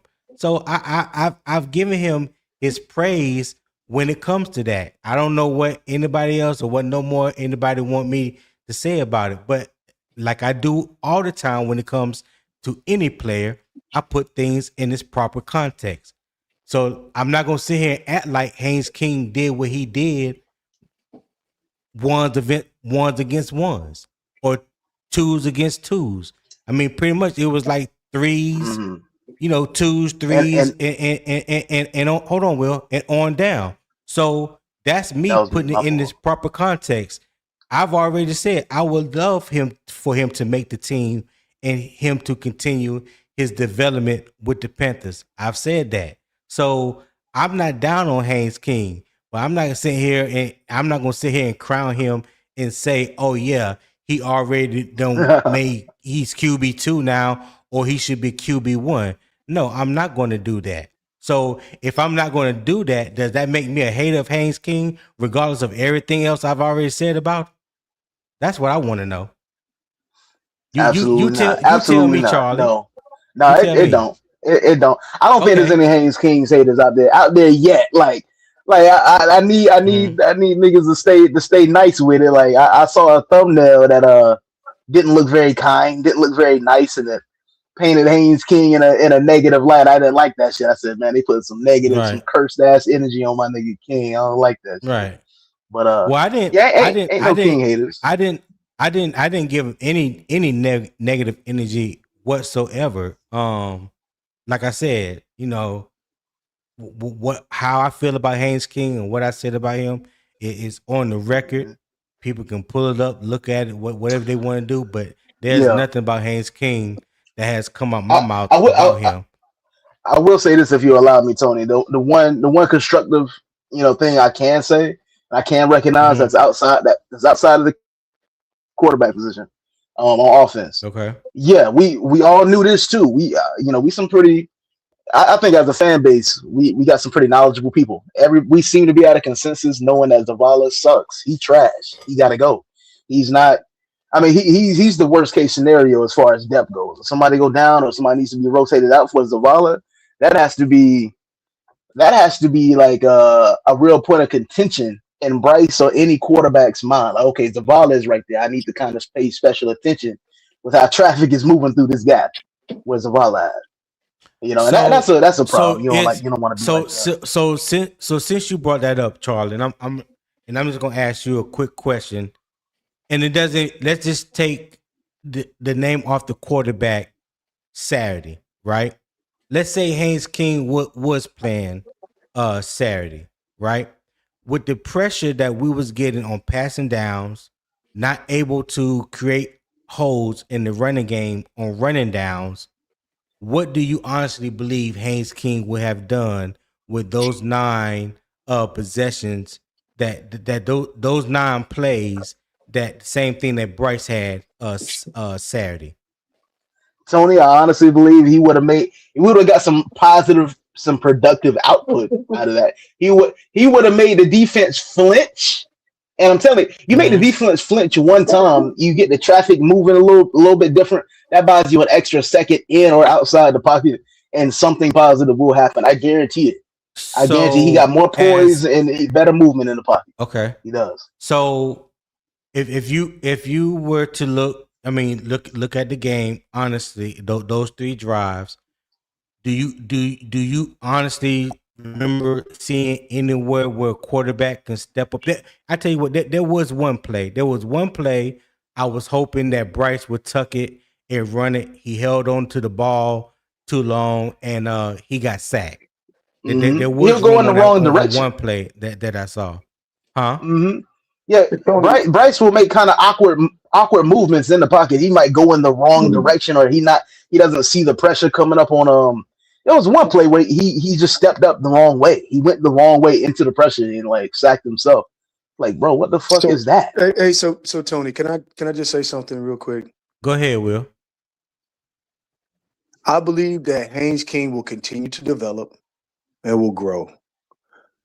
It is nasty work to think in 2.5 quarters of NFL football against 3s and 4s.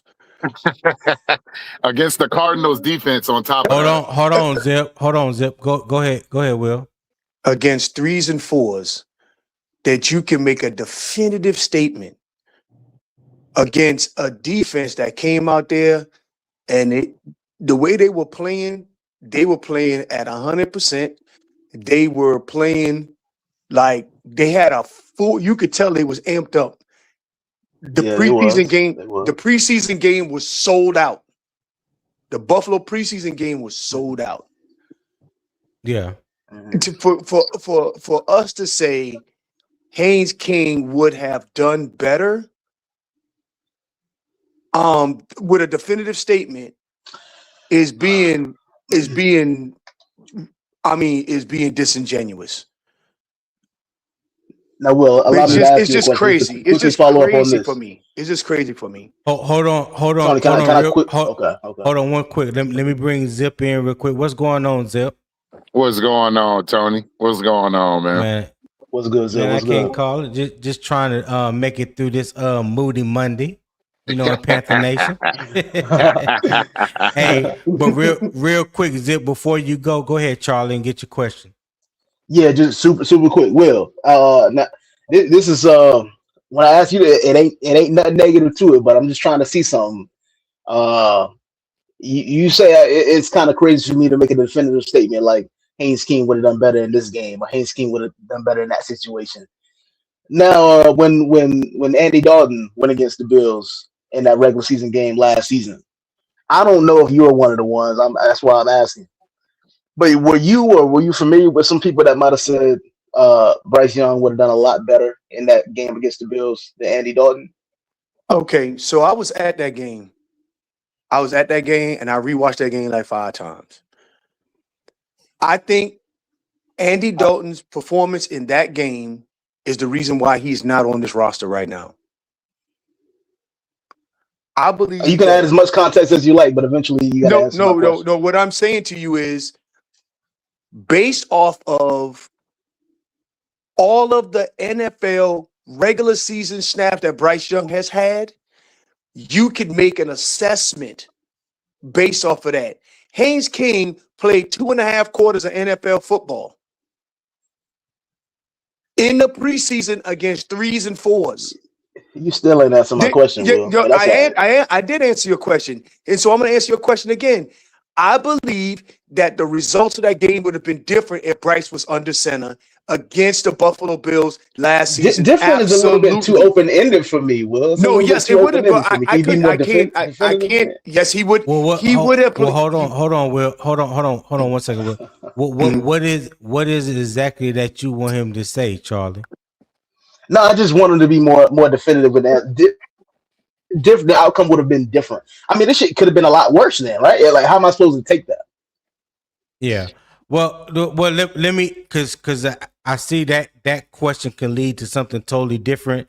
Talking about a game last year. Let's just stick with the game that happened Saturday, because whether Bryce would have gotten that game against Buffalo and what the outcome would have been, it doesn't even matter right now. Let's stick to what we're talking about. Yeah, Omar makes a good point Saturday. in chat too.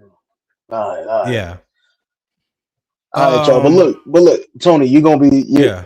Thank God for you, man. I might have to drop something in a super chat or something, but I'm gonna have you on in the background while I get through this work. At least these first few hours. Yeah, it should be smooth. Make it till noon. It'll be a good day. So, real good. Yeah. Appreciate you, Tom. Appreciate you, Will. Everybody up here on the panel. Appreciate you too, my guy. Hey, Appreciate take care. you Have a good morning. Have a good morning. All right, y'all. All right. Peace. Zip, hold on.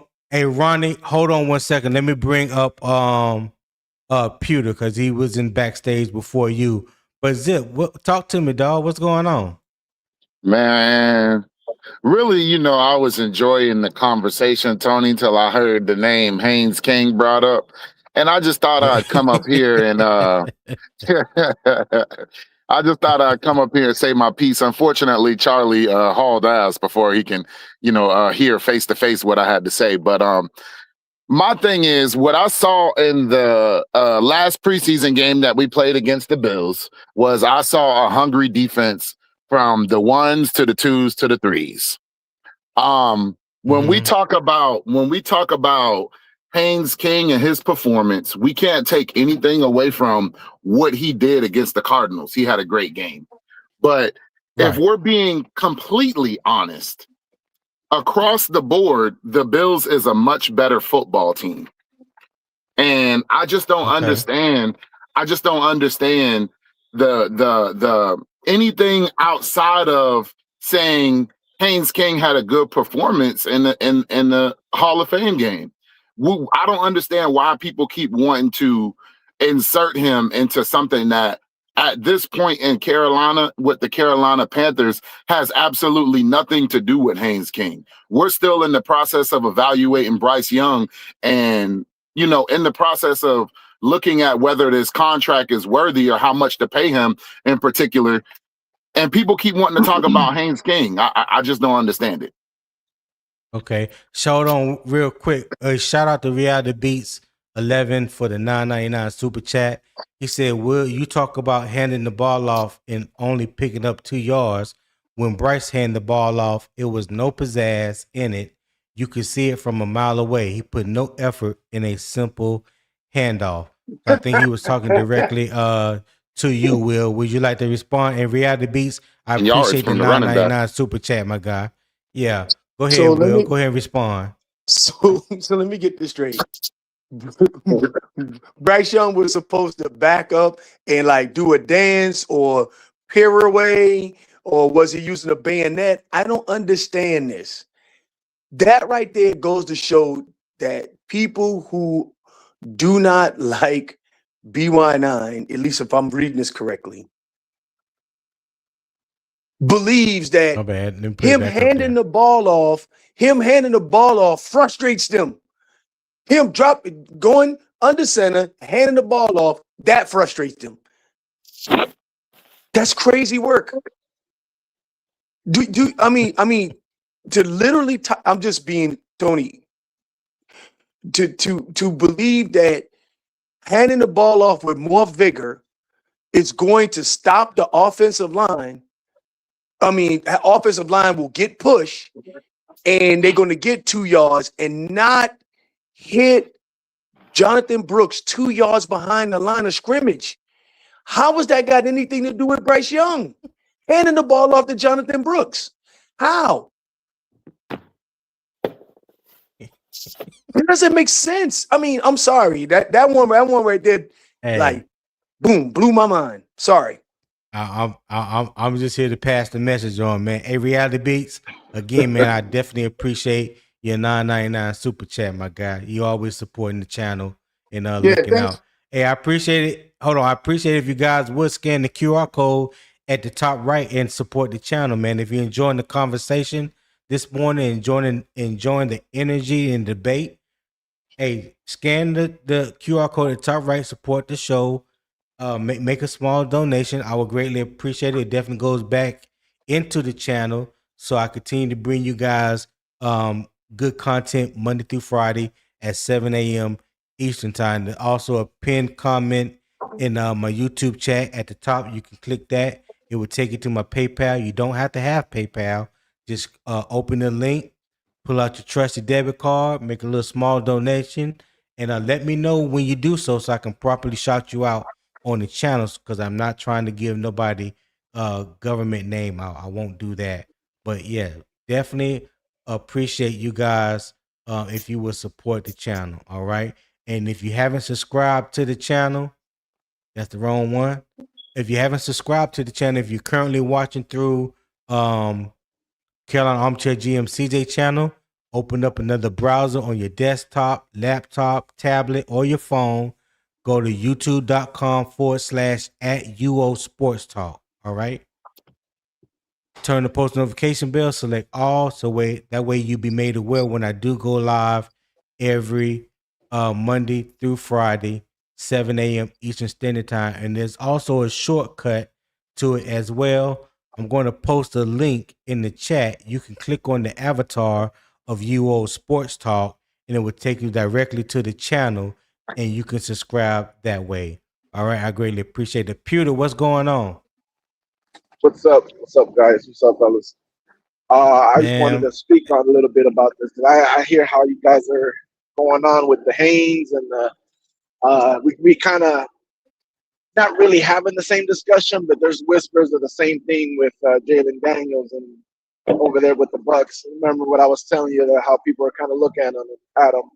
But um, I wanted to yeah. speak about the preseason because there's not a lot of people have the debate about how much does a preseason matter.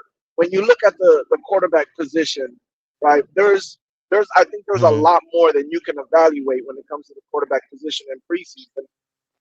You're pretty much asked to, you know, run the system to the basic form as far as there's not much going on like in a regular season where you're pretty much just like, okay, this is the route scheme against cover two. How what's your answer? This is the route scheme versus cover three that they're showing you in preseason games. What's your answer? Can Mm-hmm. you sustain a drive? You're looking at a lot more at physical attributes, right? Like your throws. What kind of throws can you make? How do you look in the pocket when it breaks down, and all these little things that when you get into the regular season, the schemes be a lot more hidden and a lot more. Oh, they're playing this, but they're actually playing this, and it's a lot harder. Even like for Tyler Shug for the Saints, like I tell them all the time, like they don't even have a whole season on them yet. Like there's they still got to get a whole season and then come back with okay, he likes to do this, let's take this away from him that he likes to do, let's see if he can survive now. Like Yeah. they still haven't even gotten that far with Tyler Shug. So there's still a lot of answers to be answered with King. The other side of the coin is the test that he was given in preseason. He kind of passed with flying colors. He did a really good job running the offense. Here's the part that I feel that a lot of those people, I don't know if you guys want to call them Bryce haters, or just some of them are not Bryce haters. They're just they just evaluating the guy. That they're really holding on to is, and I've heard people that support Bryce say this as well. The offense looked different. Mm-hmm. The offense looked a lot more active. It looked a lot more, I don't want to say explosive, but it looked a lot more fluid. I heard someone that was a Bryce supporter say that it's not fair that they opened up the playbook for him. Like they don't really open up the playbook for Bryce like that. And in my mind, when I heard that, I'm like, well, that's not true. I don't think that's a situation, because I think that's just the quarterback. If you look at Dave Canellis's system, people say that it's different than what he ran with Tampa Bay, and it's not. I think Baker just ran it a lot more better than how Bryce is running it, and it kind of looked more similar with King. The way he was running it was more similar to Baker. So I think that's the part that a lot of these people are like, oh, like throw away Bryce. Let's try with King. There is, like I said, there is a whole nother side of the NFL that King hasn't even tasted yet, that he might not even be able to survive the way Bryce is able to survive. But if he is, the offense does look a little bit different. It kind of reminds me of the difference of when Jimmy Garoppolo was with Kyle Shanahan, and when you saw Brock Purdy come in, and it kind of looked like, oh, he trusts Brock, like Kyle Shanahan trusts Brock Purdy a little bit more. It looks a little bit more explosive, looks a little bit more fluent. And it kind of reminded me of that. Now, again, I'm not saying that he's better than Bryce, but that is something that you guys can't deny. You know what I'm saying? That the offense did look a little more smoother for sure with King Hayes. That's all I pretty much wanted to say. Okay. Can I say something to that real quick, Tony? Yeah, Zip, what you got? I was coming to you. Well, I think you made a great assessment, my guy. I don't know you too well, but I think you made a great assessment. The only thing I'll say is, and I think people need to put more context into this, is that and I just said this, the Cardinals are not as good a football team as the Buffalo Bills. I'm sorry. And then on top of that, when you look at the circumstances surrounding the game, the Buffalo Bills were unveiling a new stadium. I think they felt personally across the whole organization for them to put on a good performance the first time them playing in their stadium.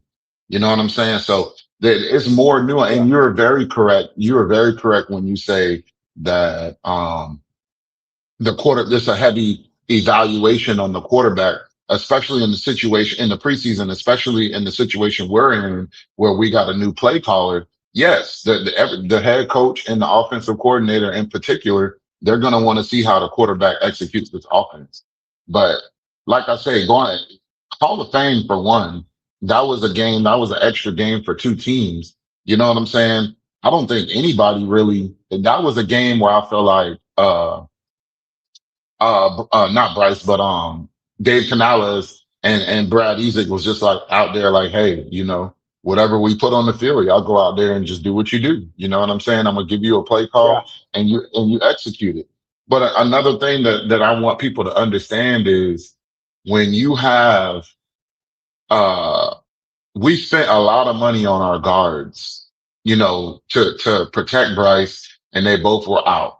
Now, when you have a circumstance like against the Bills, where they're unveiling a new stadium, they're obviously a better team than the Cardinals, and you're missing your two key players. Honestly, if you think about it, that offensive line as a whole, it was not a lot of continuity as a whole. We got Rasheed Walker out there. We got a rookie on the right side.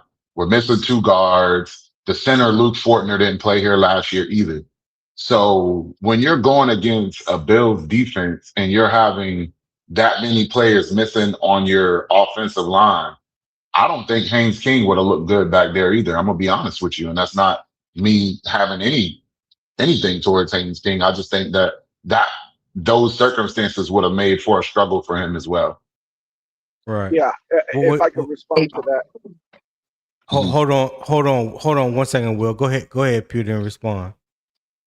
Okay, so the only thing I really disagree with is the whole like Buffalo Bills had more to play for than the Cardinals or whatever. They're all grown men. They're all fighting for jobs and trying to make a living for their family. They're all fighting. They're all trying their hardest. I truly believe.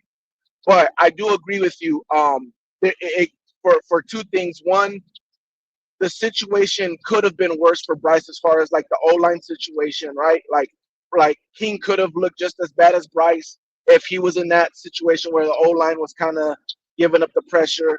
That could definitely Mm-hmm. be true. That's one. And two, Mm-hmm.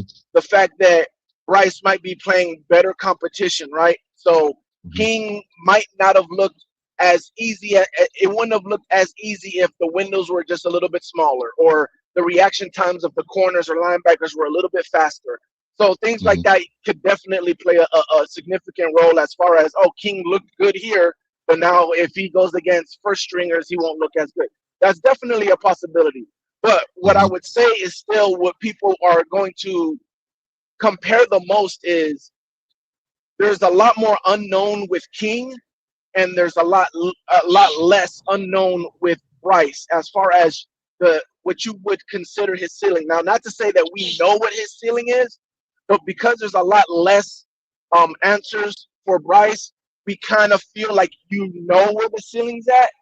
And with King, you don't really know where that ceiling's at. And if you've seen the best of Bryce with the best of your team, like when your O line is good, when your wide receivers are getting open and everybody's clicking on all cylinders, and you know what Bryce is doing at his ceiling, it's hard for people not to look at King and say, well, dang, there's so much more questions about King that we don't even know what his ceiling is. He already looks like that. What if we entered and give him a starting O-line and gave him starting receivers? And like how much would his level rise? You know what I'm saying? So I see what I definitely see what you're saying, and I just see what the other people are saying too. And I'm just me, I'm always trying to show both sides of the coin, and that's all I always come on these podcasts to do, just to show at both sides basically. But I hear what you're saying as well.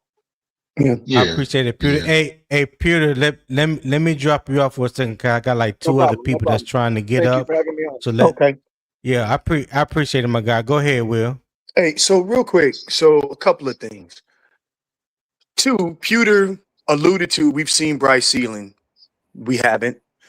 And that's coming from the executive part of the Carolina Panthers. So y'all can debate whether you think you've seen it or not. They've said they haven't seen it. That would be on them. Mm-hmm. Two,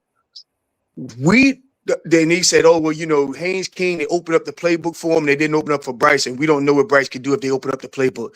Two things. Number one, every single play that Haynes King has ran and leaked out the backfield and tight end screens and shifts and all that stuff, that's all been done by Bryce Young in the dang gone regular season against the other team's ones. We've already seen that Bryce can do that. Bryce can do that. So don't make it seem like Bryce Young is playing Pop Warner football. The playbook becomes Pop Warner football because Bryce Young is on the field. That is not the case. What I'm thinking now that I've heard everybody kind of talk, I tend to agree with I don't know who said it. There was like Haynes King. They wanted to see if he could run the playbook, and he did well against the Cardinals. Bryce Young doesn't have to prove that he knows their playbook. They already know that.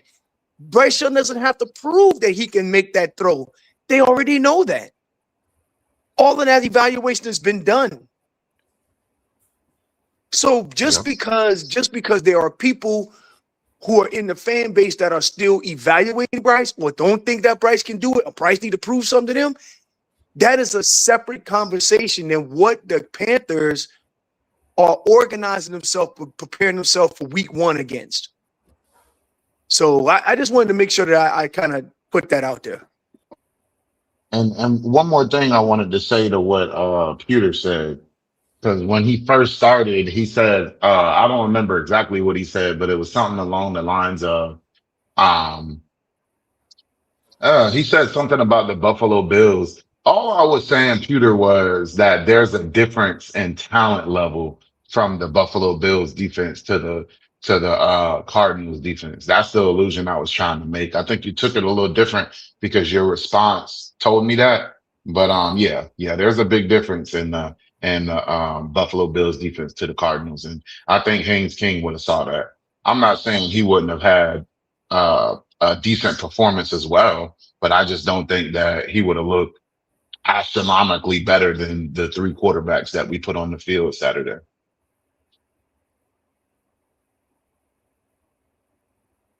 That's all I'm saying. Hey, well, Tony might be busy right now. Good morning, fellas. I hope y'all are doing well, man. What up, Red? What up, Red? What's good? What's good? My bad, fellas. I had a phone call. Red Swan, what's going on, my guy? Man, I'm doing good, Greek, Will, Zip. I hope y'all are doing good this morning, man. Yeah, Red. Hey, hold on. Say, Yeah. Hold on, Red. Before you go ahead, Zip, and say what you want to say, because I got like 2 other people that's trying to get on. Okay. No, I just wanted to tell Red, good to hear his voice this morning, because last time we heard him, he said he had some personal stuff going on and he was going to, be in the shadows a little bit. So just good to hear your voice this morning, brother. Thank you, brother. No problem. I'll jump down if you need me to, Tony. Yeah, just for a minute, because I got like two people trying to get up. So I would appreciate it, dog. No problem, right, Tony. No problem, man. All right. Go ahead, Swan. Yeah, hey Tony, joining the show this morning, and I appreciate you for having me up. Thank you. I just wanted to know, I know how you operate. You have this thing already planned out, the flow that you like to go, the questions that you ask. Is it too much of me to ask if Will needs to say anything to me before I start to, or does he want to respond and then take shots?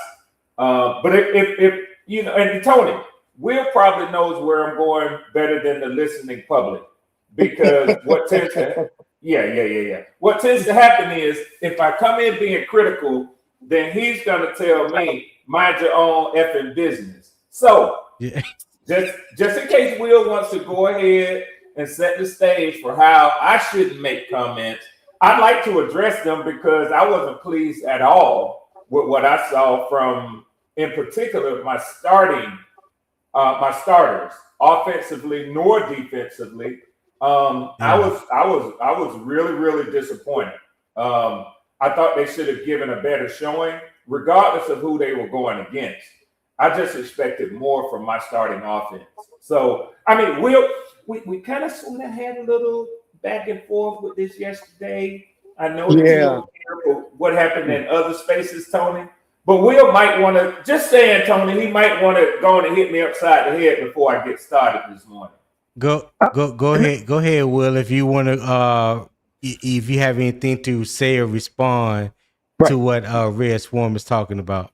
Yeah, real quick. So 2 things I'd like to say. One is, I need everybody to fairly report. I need to report to your listening audience, Tony, that Chandler Zavala had a PFF score grade of 0 2 times when he was our starting interior guard.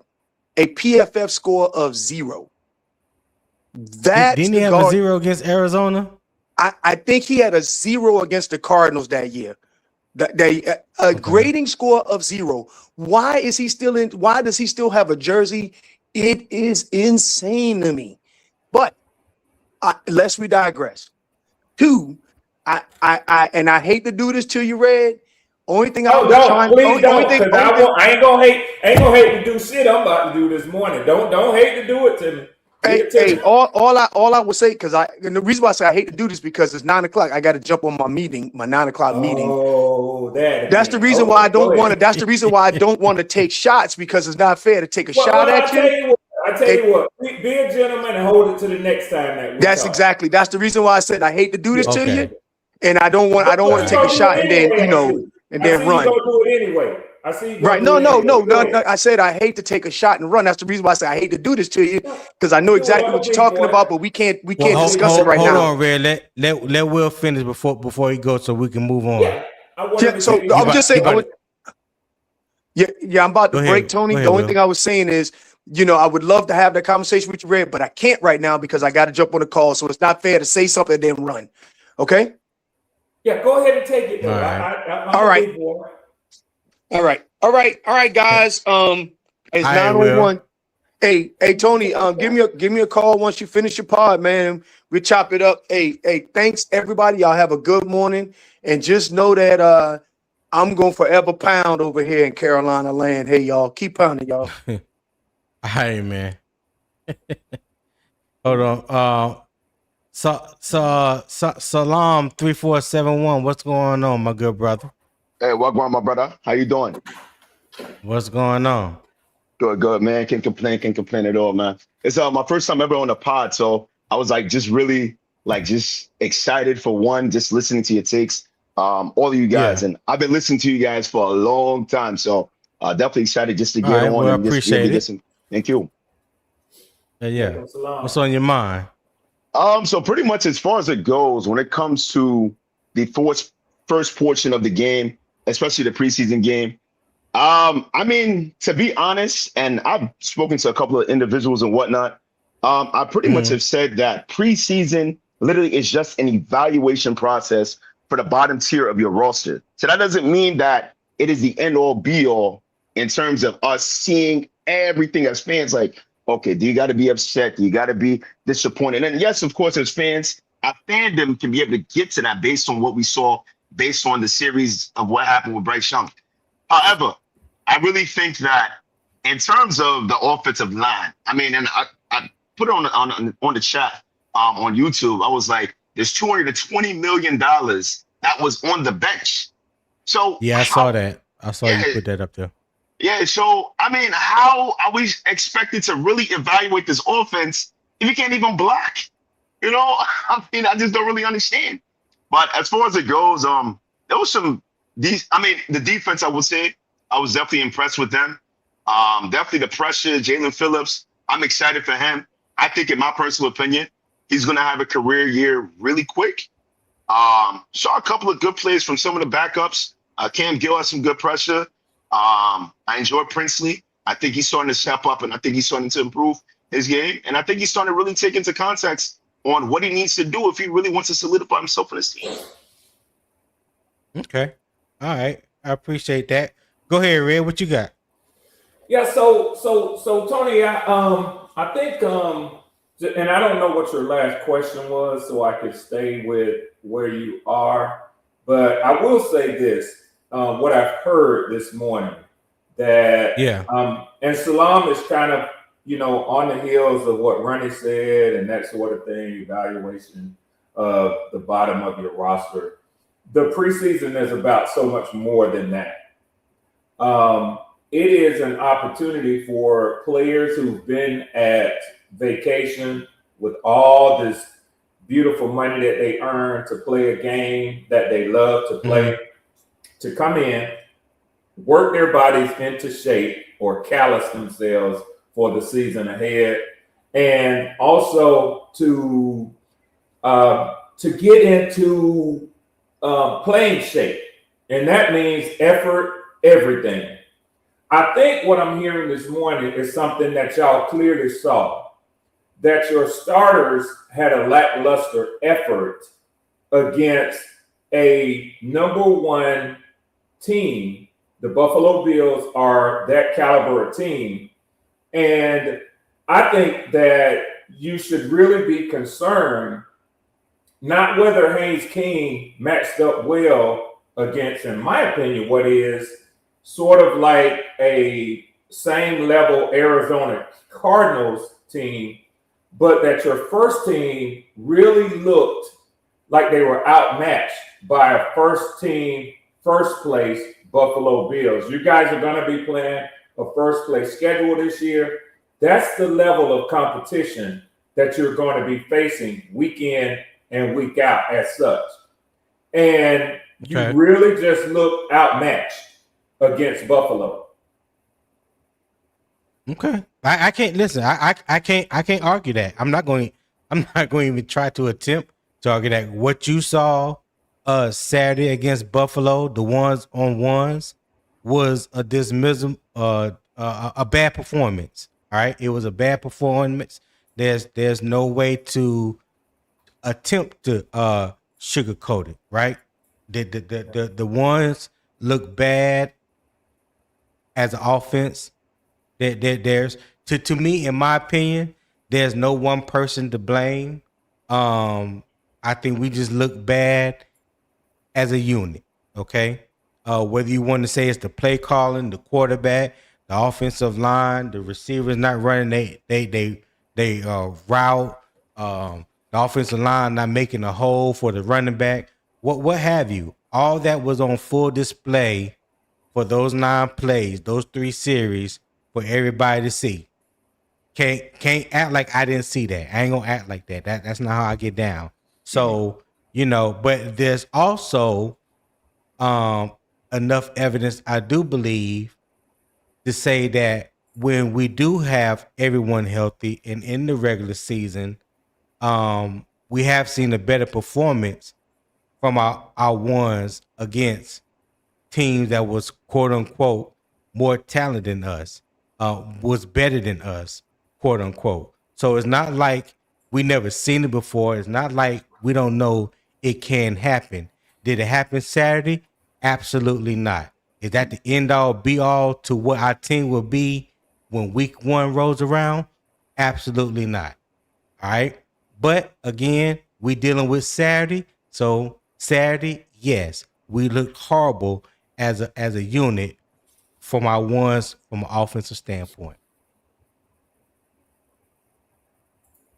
Go ahead. Salon, was there anything? Who's that? Who do I have on stage? Oh, Nick. What's going on, Nick? What's up, Tone? What's going on, fellas? Good morning. What's up, What's Nicky? going on, good my morning, guy? What's Martha. How happening? you What's doing? happening? What's happening? What you got for me this morning? Talk to me, dog. You know, rough outing. Absolutely, can't lie about that. Yeah. The offense first team. What was it? 9 plays they ran. Tone.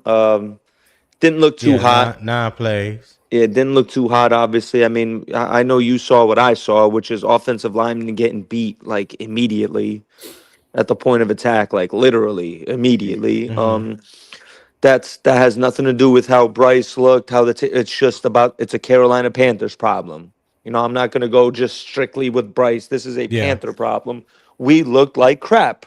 Now, historically, I like to remind Panther fans, besides a couple John Fox, couple Ron Rivera, and that one Matt Rule year, we are historically a bad team in the preseason. We never do well in the preseason, one with how we execute, nor with how we game plan. One thing that stuck out to me in this preseason game was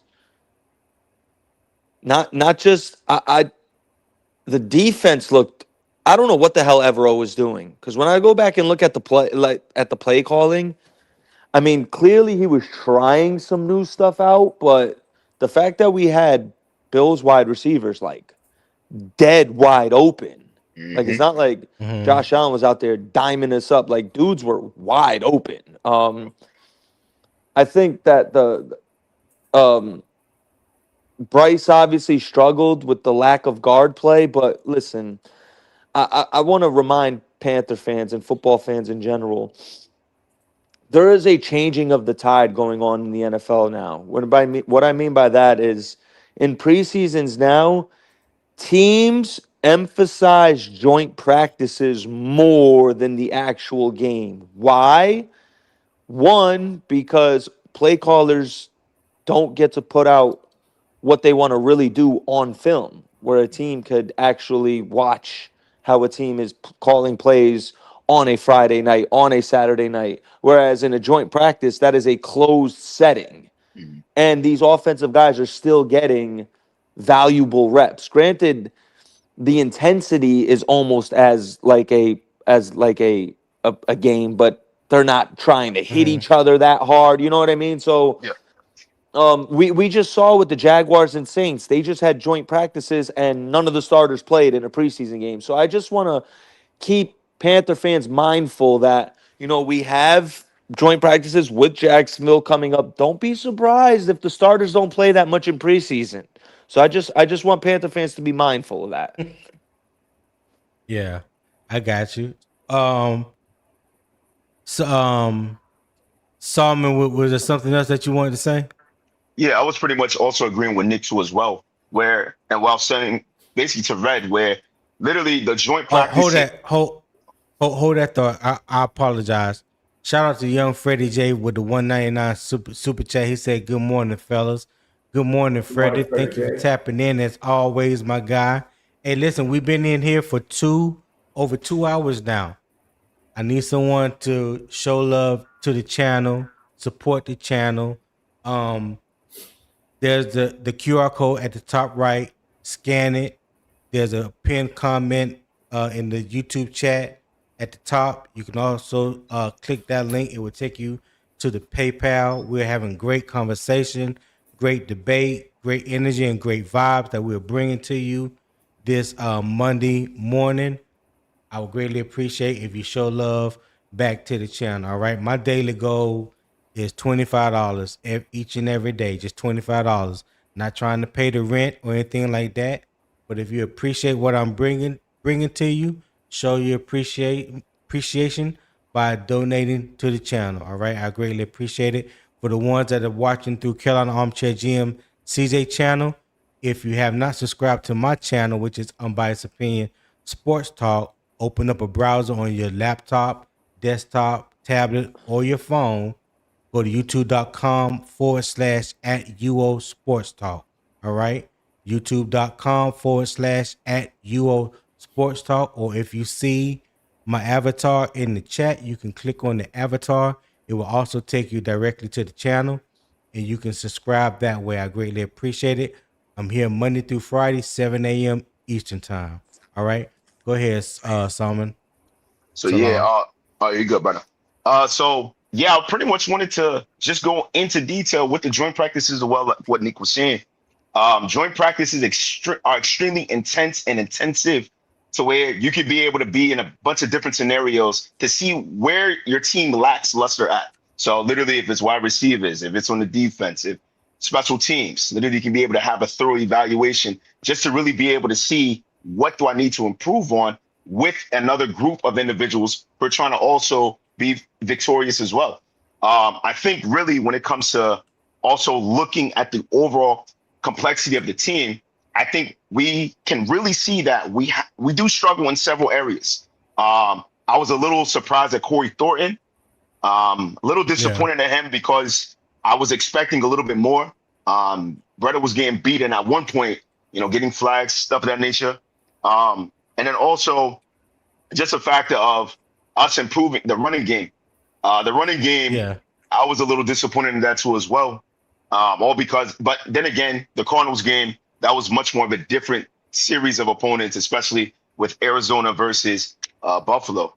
But ultimately, though, I'm still excited for the season regardless. I really think that, especially in these joint practices, you're going to see the best out of all of the players to where you won't really see the starters playing on Friday as well. Okay. Hey, Salam, if you don't mind, I'm going to drop you off so I could bring up one other person. Hey, I appreciate you for coming on, my guy. Of course, hey, brother. Like I said, I'm here Monday through Friday, 7 a.m. Eastern time. If you haven't subscribed, make sure you subscribe.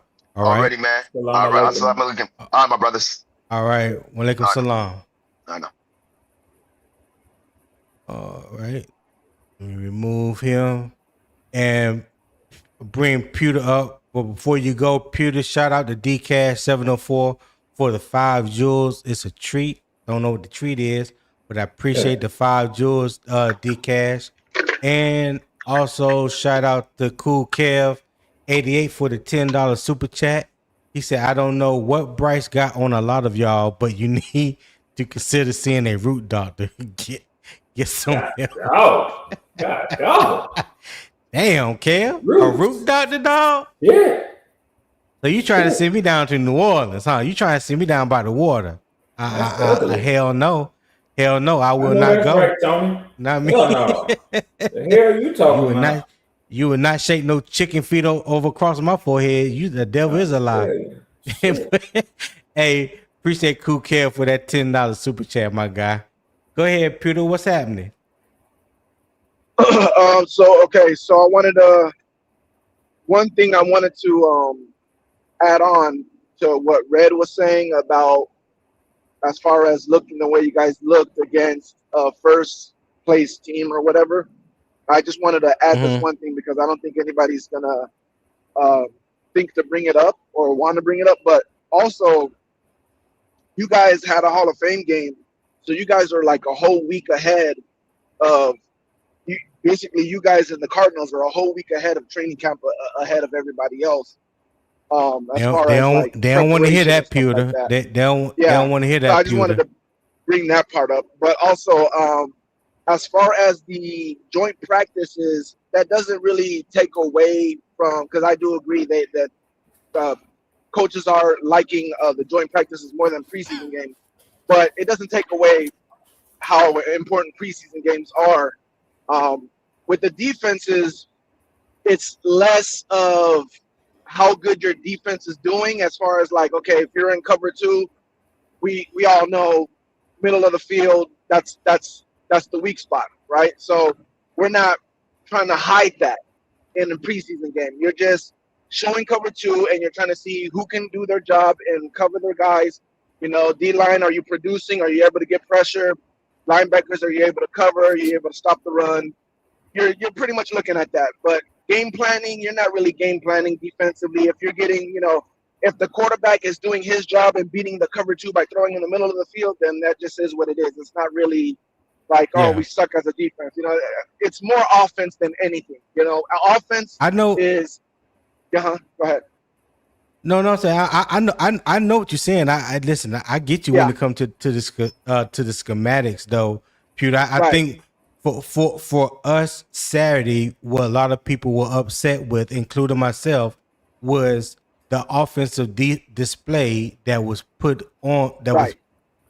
That we witnessed Saturday was not the type of offense and the things that we heard coming out of training camp when we was hearing Bryce mastery of the offense. Nobody can check the wide receivers. Everything, the offense was dominating the defense. Like, we heard so much good news and this and that, and then for them to go out there and look like that, in my opinion, change up the game plan and do completely opposite of what they have been working on and things like that in training camp, it was very disappointing.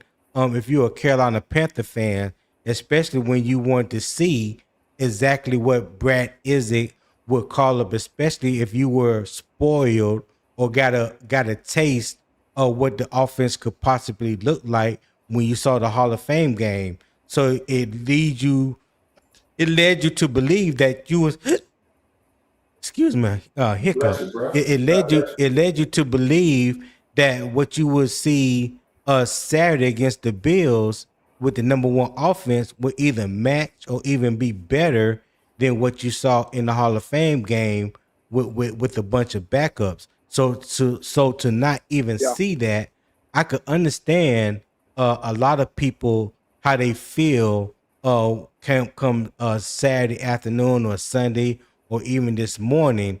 Like I always say, and like I've always said, people tend to want to point a finger at one particular player instead of putting it in proper context and looking at it as a whole. It's always one person when we lose or when we don't play good, but it's never that one person when we play good. You know what I'm saying? It's never that. So it's not the same. It's not the same type of evaluation on the Panthers across the board. So that has always been my position. But Saturday, just basically talking about Saturday, yes, the offense looked a shell of itself. I don't believe that what we saw is what we would see in the regular season. I don't care who's calling the plays, whether it's Brad Isaac or Dave Canales. But what we saw Saturday definitely was enough to make people upset, mad, pissed off, want to throw in their towel or whatever the case may be. I get it. Go ahead, Pewter. Well, usually when teams play their starters this early in the preseason, it's usually because the joint practice didn't go so well. So maybe, I don't know. I'm not saying it didn't or did or whatever, but maybe you guys should watch who's giving you guys information from training camp. You know what I'm saying? Like, maybe they're not knowing either one, they're not knowing what they're seeing, or two, the organization is telling them, hey, put this out, or you know what I'm saying, I don't want you to put that out, or put the good stuff out. I understand what you're saying, but there's some very credible people that we have, reporters for the Panthers that we listen to and that we have trusted on a daily basis for a number of years. So I don't think those people are the type people that would just go out and just put out anything. I'm not saying that not all of them, but I know there are some that in our community that we do trust.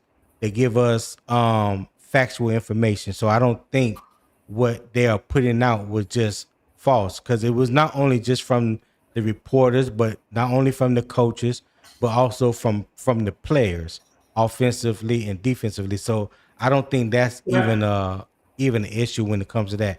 Go ahead, Can I Red. chime in, Tony? So, to that, Peter, two things can be true. They don't have to be putting out false or misleading information for us to understand as football fans that an offensive line and a defensive line in 11-on-11s when you're going in camp against one another are not going to give their full effort, because they know they can't touch that quarterback. They know that there's a circle around him. So it goes up a notch when you go against a Buffalo Bills or Denver Broncos or another defense that gets to put him on his ass in a preseason game. So what I'm saying is, regardless of what you hear coming out of camp. That's friendly fire, that's team on team. Now, when you get an opponent, that's why it's important for coaches, and they will tell you, whether it be in scrimmages or in preseason, to evaluate their team against a different color jersey. So it's a truer indication of where you are. I have gone on record of saying I would much rather see what I saw out of my team week 1 of preseason than week 3 of preseason. Because at least week 1 of preseason, you can identify those issues and you got time to fix them, to harden them up. If it's still happening in week 3 of preseason, you got some issues that you probably ain't gonna be able to get ready. You know what I'm saying, Tony? So that's facts. Yeah, you short on time then. I'd rather see my baby show out in public in the grocery store when they 3 rather than when they 15. Because let me stop. I don't want to get my children grown. I can tear that ass up when they was 3.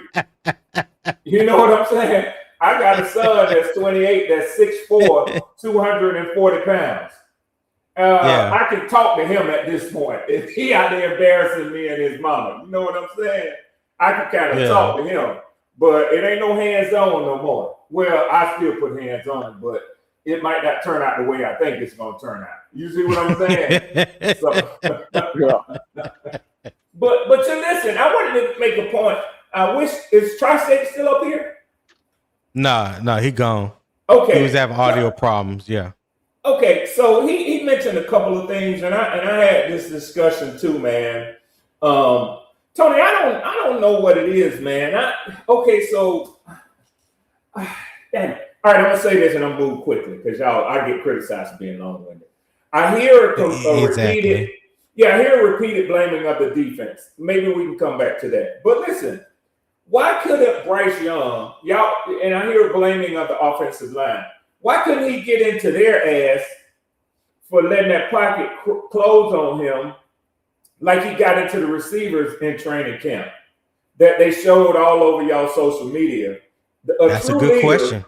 You know what I'm saying? A true leader can say to those guys, hey, y'all need to even if it's him pumping his fist in a downward motion to show some enthusiasm. If you like the enthusiasm that he showed at camp, why wouldn't he give you that same image, you know what I'm saying, in a preseason game when it's not working? But then the blaming of the defense, let me say this. Your defense played more up to their standard than your offense did. Let me say that again. Your defense played more up to their standard, regardless of what your eyes witnessed. Then your offense played up to their standard. Last year, Buffalo's defense. Well, let me see. Last year, Buffalo's offense scored 28 points a game. They put up 29 against y'all. Your defense held them to what they typically do offensively. Well, now let's again. So, like I said about context, let's put it in context. We're talking about a game in where Buffalo not only play their ones, they play their twos and their threes as well. The ones didn't score all their points Saturday. So that's a fact. Yeah, they didn't score it, but I get what you're saying. At the end of the day, our defense did do a better showing than the offense. I don't think there's any question about that whatsoever. Like, so let me just say this, and y'all tell me what y'all think. In the chat, on the panel, if you watch the game.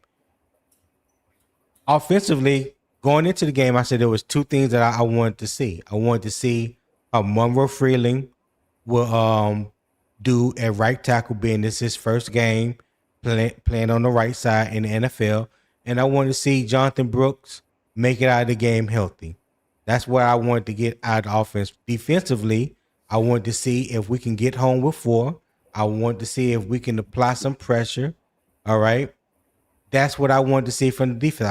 I wanted to basically see how Jaelan Phillips and Devin Lloyd would do, with the first team, with the first team defense in their first game. I was highly impressed with Devin Lloyd and Jaelan Phillips. They got home with pressure with 4. They got a sack on Josh Allen, Princely Umami Ellen surprised the hell out of me. He did a complete 180 from the Arizona game. I mean, he was all over the place. He was in the backfield constantly. I think he had like 14, 15 snaps, but he had like 2 or 3 pressures, a half a sack. I thought he should have had a half a sack, but I think they gave the whole sack to Jaelan Phillips. But yeah. He was looking like a beast out there. Devin Lloyd looked like he had a command of the defense. He did his thing. I think he had like 1 or 2 tackles for loss. So I seen some positive things from the defense, especially on that first series. Now, a lot was telling as far as stopping the run when we were in a 4-2-5 as opposed to a 3-4. When you saw 3 interior defensive linemen with their hand in the dirt, 9 times out of 10, we had better stoppage when it came to the run game. So those were things that I was initially looking for going to this game. I didn't care what the score was. The score wasn't important to me. Those are the things that I was looking for. I broadcast. I went live during the game, and I let it be known before the game what I would be looking for. So yeah, when it came to those things I was impressed with. I also mentioned earlier in the week, I mentioned a couple times how well could the back end stay connected if Josh Allen was to escape or extend the play. Well, we found out real quick, if you're not connected, you're probably going to throw a touchdown on you or run one. In this case, he threw one. Why? Because our back end wasn't connected. Damo, what's going on? What's going on, Tony? I appreciate you introducing me. I didn't want to, I love your channel. I love to be very respectful. Yeah. So, I hate on you, Damo. And you know I hate on you, Red. You know I was trying to hold it in. You know I got love for you, but I hate you at the same time. Yes, sir. My boy. I love to see you, Damo. And y'all kind of over the funk I feel like I've been in. Y'all know I be complaining about I wanted to kind of answer your question. I kind of wanted to give you my take on what I've seen from the game, and then I have an actual question for actually the panel, specifically you, Red, and maybe even specifically for Tony, and then possibly even you, Red, because I know you guys are a little older than me in the game, so maybe about like 5 years, because I'm 71. So I seen. Well, you about 20 years older than me. You can hush that Yeah. nonsense. Yes, sir. Well, I Yeah. seen. I've been wanting D-line, right? I've been wanting the D-line to step up. They definitely told me to be quiet because they definitely outplayed everybody on our team. So shout out to the defense as far as the D-line goes. I did like to see Devin Lloyd. I love Jackson Kawach, right? My question more so is like this. Before I ask my question, this is what I want to say. I don't think the Buffalo, either the Buffalo Bills line isn't all that, and they just have good coordinators and they have good execution, or our defensive line is that. And we're going to see that with the weeks to come, right? Because I'm saying this, they were getting home on Josh Allen, but they were also still making plays on us. So that's kind of what I want to see from our offense. Even though we had a bunch of new guys out there, it's like, can our offensive line, even with a makeshift line, can we go out there and what's the word? Can we handle our own adversity? Can we change outcomes out there from between the down and distance and all that, right? Can we also move the ball even though we know these guys can bring pressure? So that's like a question. But my main question to you is, what does Cam Gill have to do, bro, to make this team? Like, what does he have to do? Whose job is on the line? Well, I'll answer that question. I asked the latter one first about Cam Gill. This is Cam Gill's second time with the Panthers. He was with us before, released, whatnot. He was a defensive player in the UFL. This year, I think he had like 10 sacks in 11 games. Played outstanding.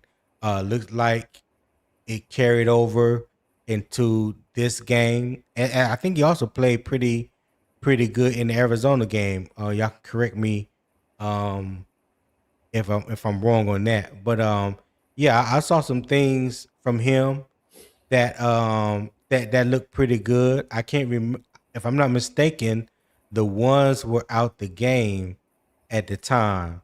So, but to be fair, it is an evaluation. So what he put on tape to me was good enough to be evaluated. I don't know where he will fall in the pecking order as far as outside linebackers. I don't know if they already have that position established in their mind.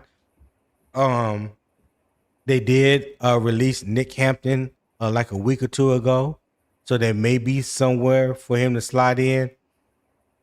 And because you got Pat Jones, JJ Phillips, Prince Umami Ellen, Gibson. So he may can fall as the fifth or sixth outside linebacker. I don't remember the complete depth chart, but listen, all he can do is go out there and just put it on tape and hope he made enough noise, cause enough noise for the coaches to recognize him and give him a spot. Maybe he back on the practice squad. I have no idea. I have no idea. I appreciate that, because this is my thing, right? If we don't bring him in, then I'm going to know for a fact it's all about politics. And not only that, he's going to make a roster somewhere else, and he's going to be a star. I just have that feeling about... Hold that thought real quick. Let me give shout out to Young Freddie J again for the $1.99 super chat. He said Damo stupid as hell. Damn. Hey, appreciate that, Freddie. I appreciate that $1.99. Freddie know I hate on him too. Chat. I hate on all you. That's up. Freddie throwing shots at you, Damo. What's that about? Why he shooting at me? Haven't he seen I don't know, dog. of the preseason? Don't you know? Well, technically it was week 2 for us, but don't you know how I'm feeling already, Freddie? Don't shoot me right now, Freddie. I'm hurting, Freddie. I got guys I want to make the squad, and I don't want it to be. I want us to be so good, y'all. What I see for us is, can we be the team like the Patriots? These guys were before. The way they became a dynasty was like, yo, if you played well, you got put on the field, man. Like, I am so tired of sitting there. We can't keep developing everybody and you want to win. You can't keep having developmental players on the field and you want to win. It's got to get to the point where, are you developed enough and are you ready? It's a yes or no thing. Because it's like, y'all guys are some of y'all ex-military, right? Like, You don't get ready when they drop you out there. You do the preparation before you hit the battlefield, man. That's a fact. So Yeah. every battle we fought as a not to get off subject, but every battle we fought, right, as the United States, every war we fought was a different war. Meaning we had to train soldiers differently for every battle we went into with different strategies. I'm just asking the Carolina Panthers to prepare for this war better. Have guys that are already ready now. We ain't got time to develop you to start the season. Again, if you ain't ready, then you gonna be usurped. Yeah. Okay. Anybody. Princely better be happy he playing well, because I've been talking so much trash. It's like, if I ever meet him, he might know who I am. You know. So, but it's only because I know you can play. hold on one second. I'm gonna respond to that, and then I'm gonna let Red respond to that, because I think you're gonna like the analogy that I use.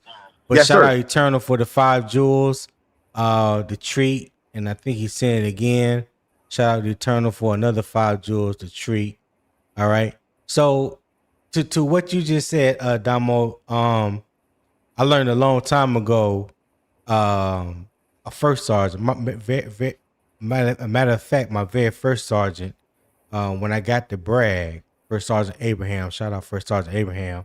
Shout out. And shout out Abraham. This candid conversation that we was having. I think I got into a little trouble. You know what I'm saying? And you probably did. Pulled me into his office, and we had about like an hour and a half conversation. But when y'all hear, if you ever heard me say this is who I got this from. He said the best time to prepare for war is at peace, right? Yeah. So as a former military man, no matter what branch you in, you're always preparing for war. Even at peace, you're preparing, because you don't know when war is going to happen, right? Damn, wise words. So when you think about the preseason, right? Even though it may not look like it's war, which is war is like the regular season, 17 games for 17 weeks. Right now they're at peace, and they're preparing for war. Everybody don't prepare for war the same way, right? We don't prepare the same way that the Ukrainians do, or the Russians do, or the Chinese do. But best believe everybody's preparing for war in their own way. Yeah. Are you more concerned about the preparation of war, or what happens when you get to war? Go ahead, Red. Yeah, man. Wise words by Sergeant Abraham. And what I can tell you is, if he spent an hour and a half in his office, first sergeant, if he spent an hour and a half in his office with you as a young soldier, he thought highly of you at an early age, because he could have locked your motherfucking heels together and let that been it. And also, you was in there with the first sergeant, so a lot of people may not know quite what you're saying as I do, but for him to take that time and not let a staff or somebody else just go to town on your ass, that said a lot about you, Bree. But man, I'll tell you, I agree. I think that it's more of weight, that it's a weightier decision to prepare while you're at peace, more so than when you're in combat. When you're in combat, you got to perform. It's not about it's not about preparation when you get out there on that damn battlefield. Oh, it might be a little bit too late. You know what I'm saying? But when those bullets start flying, I done seen some motherfuckers and probably slept there, to be honest. Yeah. Hey, talk about it, Red. It ain't no traces going over your head. It's gonna be something else. No, sir. So y'all telling me when the bullets start flying, Tony, I can't get up and run. When you see that sky lit up, let one of them hit your ass, and they gonna be sending your family a flag. That's all I can tell you. Yes, sir. Y'all finna get a flag. Yeah. So when the bullets start flying, Red, I can't be like, hold on, Red and Tony, I'm gonna be right back. No, sir. No, sir. No. Okay. No. Unless you want to catch one. Unless you want to catch one in the back. I ain't want to say that. Let me hush, Tony. But I'm gonna hit y'all with. I'm gonna be right back. I'm gonna be right back. Right back. No, you won't. No, you Yeah, won't. no, you No, won't. you won't. We No, know you better. won't. Yeah, we know better. We know better. You damn right you won't. But that's what we're gonna look like week 1, Uh, y'all. If we come out there not ready, we can't go. Ain't no going back. Where you going? No, Look ain't at. no Come going over here and back. sit down. Ain't no No, going back. but you bring forth a very good point though, Damo. Like, let me say it like this. I think it's too early to jump out the car right now with no helmet on and assume that we're going to look like this week 1. I think that is just too early, Back to right? what I I agree. said. I agree Tony. with you, bro. Back to what I said. Just You too rather see early. it now. You rather see it Right. now. Right. So I'm not saying that people don't have the right to feel how they feel. Listen, I'm not here to try to tell nobody to feel how they feel. I'm just saying for me, watching the game that I love for as long as I've been watching it and understanding it, I think it's too early to feel all these negative thoughts and willing or wanting to throw the season out the window because of you had a bad non-play performance. Was it a bad performance? Absolutely. There's no question about it. Ain't gonna never try to make no excuses for it. It happens. It is what it is. But if you want to just base what the regulars let's forget about the regular season. We still got 2 more preseason games to go. That's right. It wasn't the last preseason game, and then next week we play in Chicago. No, we still got 2 more regular season games to go. Then we get to the regular season. So technically, you got about about 3.5 weeks. Yeah, because 3 they take weeks a break. before the They take regular a break after before that last preseason. right. Yeah. So Technically, though, you got 4 But weeks though. they have a whole other week of practice before the with no before the games. regular season starts. That's right. That's Right. right. Yep. Yeah. So I mean, technically, you whatever needs to be fixed. I'm just going to assume that we are going to get those things corrected. That's my biggest hope, that we get those things corrected. People that need to be healthy, I'm wishing and hoping that they'll be healthy come week 1. People that need to be gone, I'm wishing they ass will be gone. You know what I'm saying? So when come week 1, we got exactly who we need and what we need to face Chicago and hopefully start the season off 1-0. But yeah, after the first preseason game that the starters played nine plays, yeah, for me, I ain't jumping out the window on that. And Tony, I'm gonna say this real quick. I gotta run into a meeting like Will, but I'm gonna tell y'all something, man. That's why I always say it's preseason. Because you know what? Buffalo Bills fans is probably jumping out the window today. Denver Broncos. Now, they probably have a right to expect to see similar to what they saw based on who their teams have been for a number of years. Let's keep it 100 with this thing.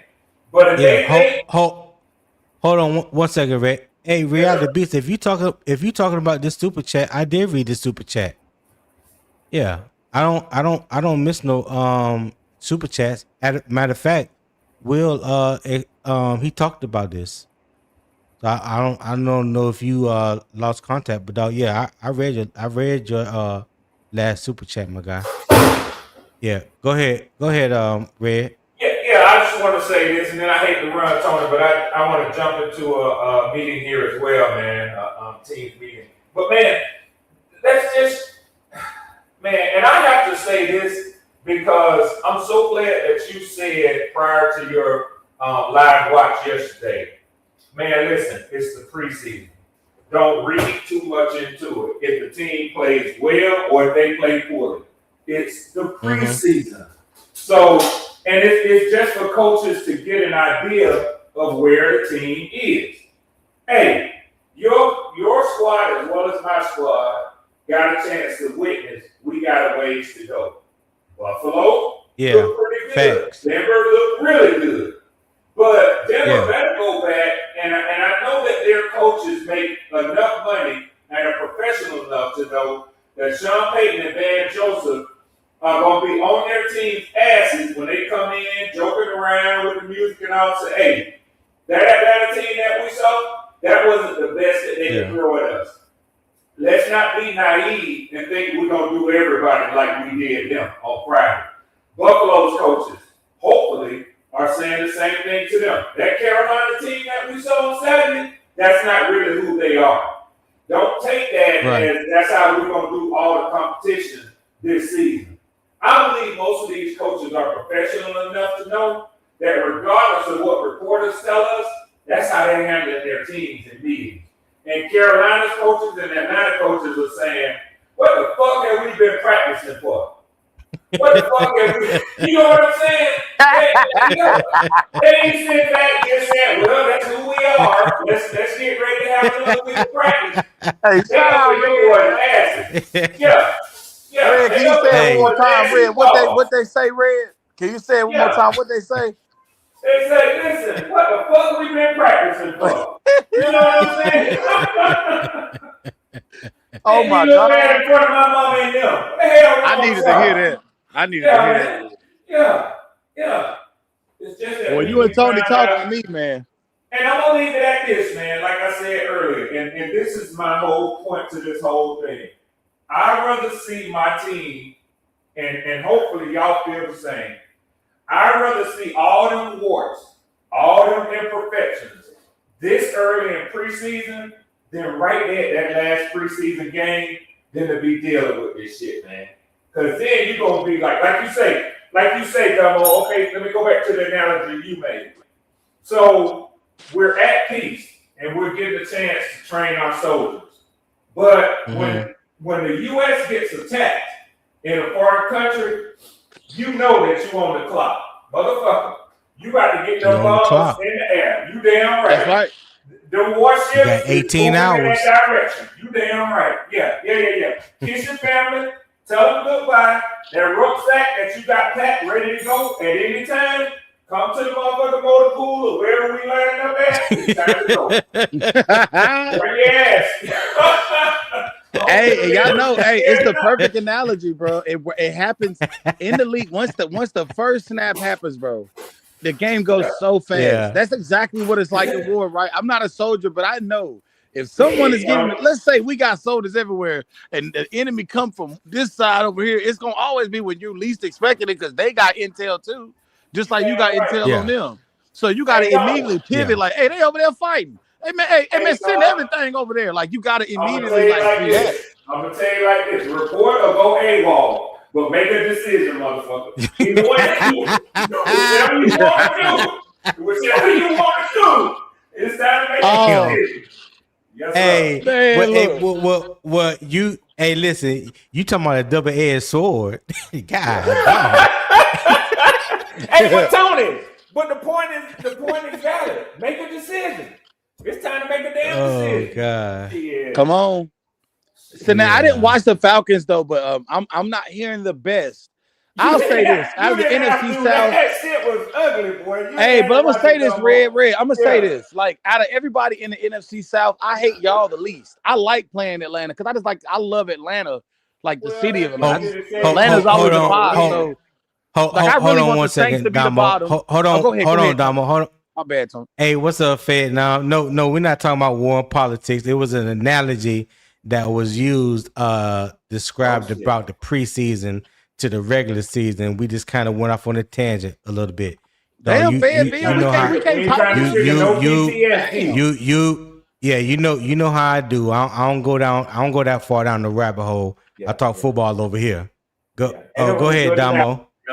It was good. Yeah, and I was just saying, like, I truly, honestly, y'all, from the bottom of my heart, I want to see the Tampa Bay and the Saints at the bottom with us kicking y'all ass red, but y'all looking a little bit good, you know, and sitting at that third, right at the number 2 spot while we be number 1. That's the best I can do for you. I got to get prepared for this meeting, and I did want to get me a second cup of coffee. But Damo, I'm gonna say this quick, and I promise y'all, I got to get up out of here. Talk Tony, to me, it's just it's only my opinion. So if you don't like it, don't beat Tony up, don't beat Damo up, don't beat the Falcons fans up. It's Red Swarm. What I'm saying is, I believe that Tampa is about to experience some regression. I think that Todd Bowles will be fired at the end of this season. I believe that the Saints are about to show a bit of a rejuvenation. I think that, and hear what I'm saying. My belief is they have a quarterback that they can build around. Very, very, very small sample size, but he looked competent in it. I'm not saying he looked great. It was a 5-4 record, and they didn't beat the most positive teams, but they have put weapons around the kid. And evidently, if you look at them, their organization believes that he's a quarterback for them to move forward with. Will that experiment fail? It could, but I think it's going to be better than the 6-11 that they showed last year. I really do. Okay. And I hate to admit that, but that's just my thought. I don't know. I gotta agree. They do think they got a guy. They definitely do think they got a guy. I'm not gonna say they got their guy because they definitely just had Drew Brees, but they do think Tyler Shuck. You know what I mean? They do think that he is something to build around. And I do see he play with a little bit of poisonous. He does play confident, and he does look all right in their system, man. And sometimes that's all it takes to have a lightning in a bottle, in my opinion. So I think I don't know what my team's gonna do, Domo. I don't know what my team's gonna do, and I'm gonna tell you why. Because it's the same problem that we've been having. We put some good talent, on both sides of the ball. But the problem with the Falcons traditionally has been the quarterback since Matt Ryan left. We haven't found a dependable quarterback. I was really high on Kirk Cousins, but I watched the highlights of the Raiders versus whoever was that play. I think Arizona the other day. Kirk Cousins looked happy, at least at the start, to be in Oakland. In Las Vegas. He went out there knowing that their plan at some point this season is to bench him and start Mendoza. He was never happy with the way he was handled in Atlanta. When he was signed here, they didn't convey to him that we're going to take a quarterback in the first round. The Raiders did that. And so of course he was coming off the Achilles and this and that, but I really don't believe that we got the best Kirk Cousins that we could have gotten. And that's a shame.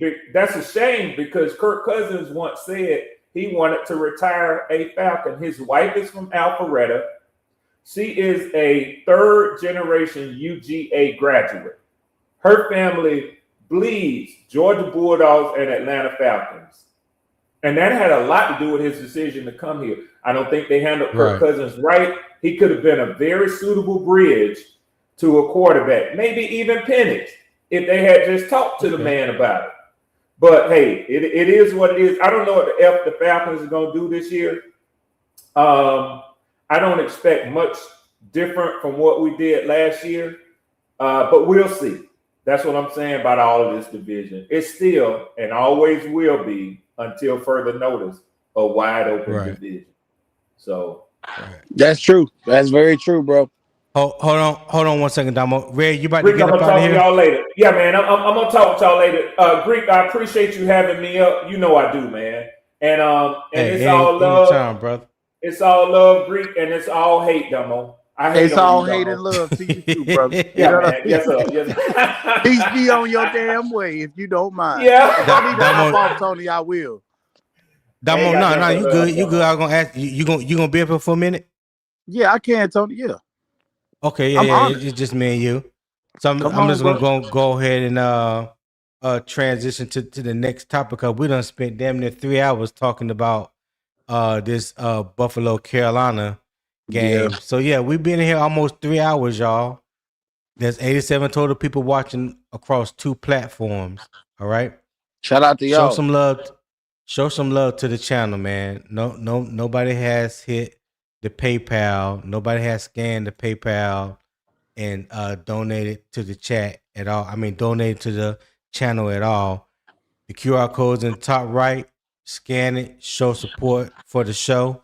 I greatly appreciate it. If you're enjoying the content, the debate, and everything that the Morning Kickoff with Unbiased Opinion is bringing to you this Monday morning, show the channel some love. There is a pinned comment that's at the top of the chat in the YouTube chat that will take you directly to the PayPal account, and I will upload it again into the chat if anybody needs it. Buy me a cup of coffee this morning. You know what I'm saying? I like chicken nuggets. I like going to Chick-fil-A, even though there's not a Chick-fil-A here where I'm at. But I still Bless like your heart. Chick-fil-A none. I still like Chick-fil-A nonetheless. Hey, don't rub it in, I was Damo. gonna make I a got joke it. like, "Damn, where you live at in a hole?" But keep going, keep going, keep Yeah, going.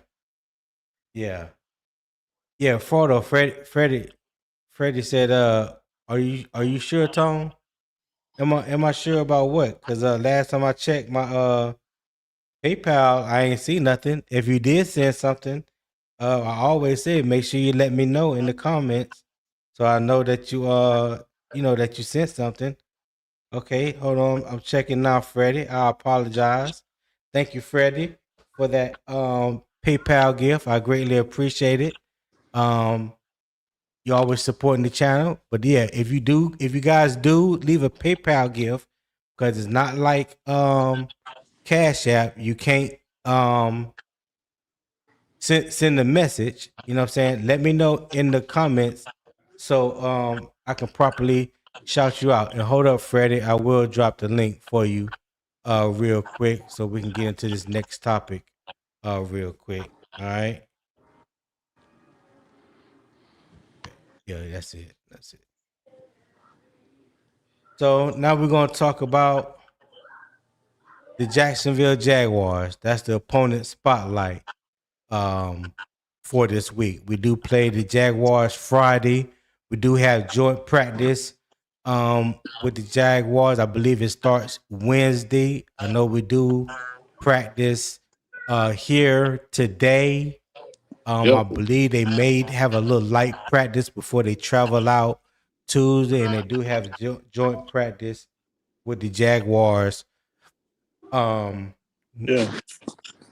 Wednesday. Freddie, what's going on? What's going on, Tone? Hey, Tone, I've been trying to tell you to check. I said check your PayPal whenever I sent it, but you didn't see the comment. I've done it like 3 times. My apologies. Yeah, I apologize. Charge it to the game, not my heart. yeah. Nah, Yeah, charge to man. the It's all game, not good. my heart. It's all good though, Tone. I try to show love up for people who show love to me. I do it all the time to everybody who show love to me. So, any platform, Yeah, I try to show love to them as well. So, I no appreciate doubt, you man. for real. If I had Cash App, I would definitely send you Cash App, but of course I don't have Cash App over here, so Yeah, you know, yeah, yeah. don't think I'm trying to be funny if I don't send anything. It's No, no, because I no, can't. no, Yeah. no, man. All You right, but good? yeah, Jacksonville is the opponent. So here's the facts first. Jacksonville beat New Orleans 24-20 in its preseason opener after trailing 20-6 at halftime. Jamari Taylor rushed 22 times for 78 yards, including 58 after halftime. The Jaguars recorded 4 sacks. Most Jacksonville starters did not play against New Orleans, and the Panthers will join Jacksonville for a Wednesday practice before Friday's preseason game at Everbank Stadium. All right. Mm-hmm. The Jacksonville spotlight matters because it is Carolina's next test, not because it is a second team show. A joint practice allows Carolina to repeat the situations Buffalo exposed: third down, backed up possessions, pressure pickup, red zone, 2-minute operation, and defensive communication. Friday's game will then test whether those corrections hold up with the officials, substitutions, field position, and unscripted adversity. All right. So Mm-hmm. the question is, and Freddie, you can go first. Is Wednesday's joint practice better evidence for Carolina than Friday's game, or is game pressure the truer test? And before you answer that, let me just bring up Rashak real quick. What's going on, Rashak? Welcome back. Go ahead, Freddie. I would say that game Good, pressure matters. Rico. What's up, Rishak? I would say that game pressure matters more because practice because yes, joint practice they're gonna go hard, they're gonna go tough, but I think live bullets and live reps under the lights matter more than a joint practice. and that's just for me personally because what I saw Buffalo, I could tell that the guys need more under the lights than they do practice. Now I know it's practice against another team, but I think they need more live reps in a game reps than they do practice reps. And that's just my personal opinion. And fucking Poppy is stupid. Go ahead, Freddie. Oh my god. But yeah, that's my personal opinion when it comes to Jacksonville. I've said this before, I say it again. They need the joint practice and they need the preseason reps as well. And I'm gonna stand on that. Okay. Damo, Yeah. what you think? What I mean, what you think about the practice question that I just asked? Well, to your question, I believe. Can you, from what I make out of your question, you pretty much want to know how I feel about us being. He glitched out. You broke up, Damo. Yeah, your mic fucked up, Damo. Rashad. Hey, Rashad, can you hear us? Yeah. All right, cool. Yeah. Well, Damo fixes his mic. Yeah. So Rashad. So the question was: is Wednesday's joint practice better evidence for Carolina than Friday's game, or is game pressure the truer test? I think the joint practices are going to be more of a test for them because I believe that they're going to do more and show more in the practice and but going to take those joint practices more serious than the actual preseason game. I don't even know if the starters are even going to play, but you know how I feel about this. I thought they should play at least another series or two to Exactly. get that sour taste out their mouth. You know what I mean? Exactly. And just kind of show people like what they can do. But I think, like I said, I heard that the Bills stadium, that new grass was tore up, and I went back.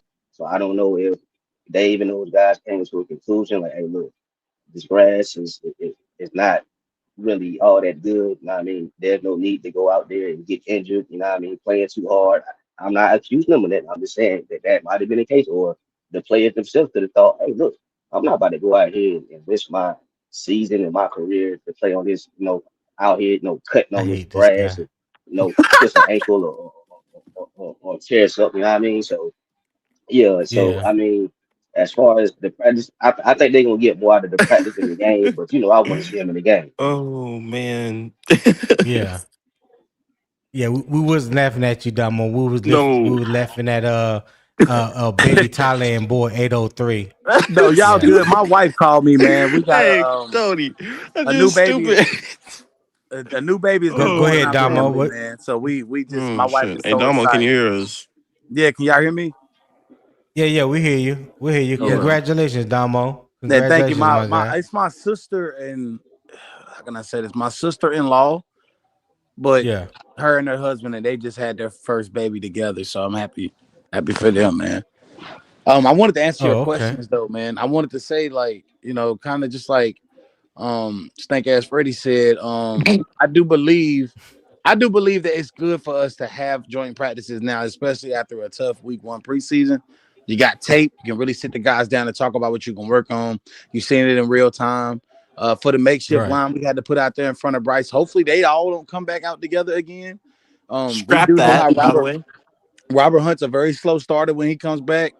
I do think is it Damien Lewis, the other lineman? Damian Lewis Yeah, will Damian probably. Lewis. Damian Lewis to me is the monster. I just like him at guard, man. He's the best lineman that I we do have too. in my I've always felt that way. So thank you for saying that, Stank Ass Freddy. I appreciate I you agree, saying Freddie. that.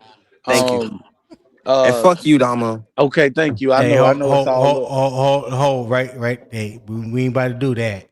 Oh, Go Nah, it ahead ain't with like your that. We take, got love Damo. for each other, but don't be Nah, cursing. I know, but Freddy, don't be I don't cursing. I don't want to. No, you can curse.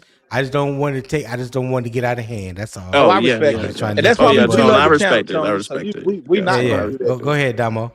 So Freddie, I apologize for playing too much, first of all. But we just got a good relationship. yeah, Damo. But I truly love football, y'all. So, and obviously I see the game from the trenches out. So that's from both sides. Offensively, I see it at the line first. And then I'm looking at quarterbacks, receivers, running backs, seeing how we move. I like to look at the trench battle because that is football. So if I'm not Yeah. seeing what I want to see, I didn't see what I liked from that O-line last week. But I'm not mad at them because I'm gonna be honest with y'all, bro. I wasn't paying attention to them enough to know that I didn't even realize Robert Hunt and Damian Lewis wasn't even playing. It was just happening so fast that I'm just like, I don't like what I'm seeing right there. But I wasn't focused on that because once he hiking the ball, you're watching the line play, but you always expecting Bryce to do something spectacular. Sometimes that it's like maybe we've been spoon fed a little too much of greatness from I want to say Bryce's talent sometimes because a lot of times it's got to happen up front, right, guys? Like we really couldn't even get a yard on rushing the ball, and we are a running football. We're a run first team, so like that can't never happen in Carolina. So I want to see them in this week's like to really, hopefully that same line, y'all don't come back out. I truly do not like Zavala. I just don't think he has what it takes in this offense. I pray that they can figure it out during this week, and hopefully we get a better showing. Now, I don't need nothing too spectacular. I just want to see us move the ball. Can we get a first down or two? I just want to see us look comfortable. Let us flow together. I want to see us yoke together because when we lined up, y'all, I was like, oh, look at my offense. We got talent. We got guys you got to respect. You know what I'm saying? We got receivers out there. When Leggett come out there with T-Mac and Coker, like you got to be paying attention. Like you can't just man up them guys, bro. Some you gonna have to double two of our receivers, flat out. And I hated that they had one safety high. I want to see. I feel like we'll know what's going on with the league when teams no longer can play Bryce with one safety high. Until I see teams be able to move off of that defense, you can't be surprised that people are still on Bryce the way that they are. And that's kind of like my own. That's it. I'm not trying to overtalk Tony. I got you. Oh, hold on one second. Hey, SC, I dropped the link. Where you hit the link if that's what you was looking for. So yeah, if you're trying to hit the link to come on the panel, the link is right there. In the chat. Yeah. I'm so happy I watched this channel in the morning, though, man. Shout out to the morning kickoff, bro. Like, this is Hey a man, real that's a dope thing fact. you're doing. It really Hey, be dead appreciate around it, these my guy. hours, so now it's no longer dead. You know what I'm saying? So shout All out to you, right. Tony. Hey, Yeah, yo, appreciate it. Go Damo. ahead, Freddie. Well, I just want to talk to Damo. Hey, yo, Damo. Hey, I want to come Hey, you want to come holler at me this afternoon, bro? Come holler at you where on your channel? Yeah, man. Just click my thing, bro. I like to have a conversation with you. Hey, well, listen, if it pops up, I was watching one of your shows the other day. It was my first time actually seeing your show. My algorithm be tripping. I don't always see everybody's stuff. So if anybody really, it's a lot of y'all that's doing podcasts. I had no idea we're doing podcasts. So if it comes across my screen, I will for sure try to click it and holler at you. But I'm not gonna hold you in the middle, like close to the end of the days when I start getting my kids from school and stuff. Yeah, It's gonna be all hell broke loose around this house. My children are very young and it's very loud. It's loud right now. And I only got 3 of them, so just bear with me. If I get on, I get on. If not, just don't hold it to me. Charge Nah, bro, my you head. straight, bro. Charge my head, not my heart. What Tony said, charge my head, but not my heart. Okay. Yeah. If I hit Rashad, your you still comments, there? though, definitely Hey, just read Rashad, my can you hear me? comments. Yeah. Yeah. Hey, Rashad, can Yeah, you hear us? Okay. that's all. Okay. Talk All to us, right. bro. So what you feel about it? The question that I asked is Wednesday's joint practice better evidence for Carolina than Friday's game, or is game pressure the true test? Like I was saying, man, I think they're gonna take the joint practice more serious. So they're probably gonna get more out of that than they get in the game. But like I told you earlier, Mm-hmm. was the last show.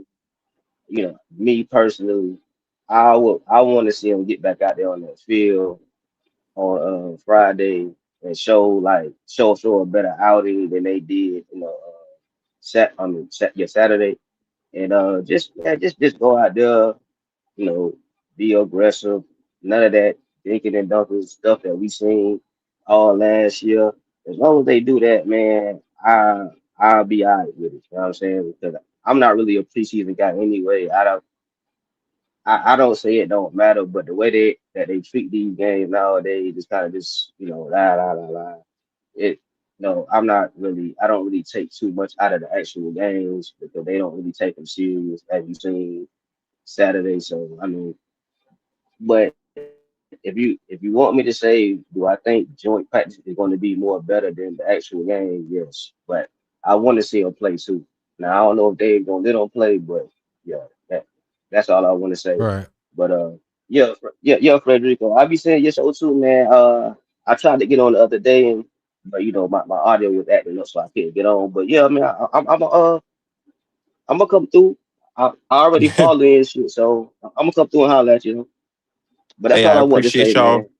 I appreciate y'all with me on this journey and just work with me. The grind is, the grind is addicting. I can't even lie to you. Shout out Yeah. to OG. Yeah. So we're gonna go ahead. I'm Hey, gonna look, skip all the for.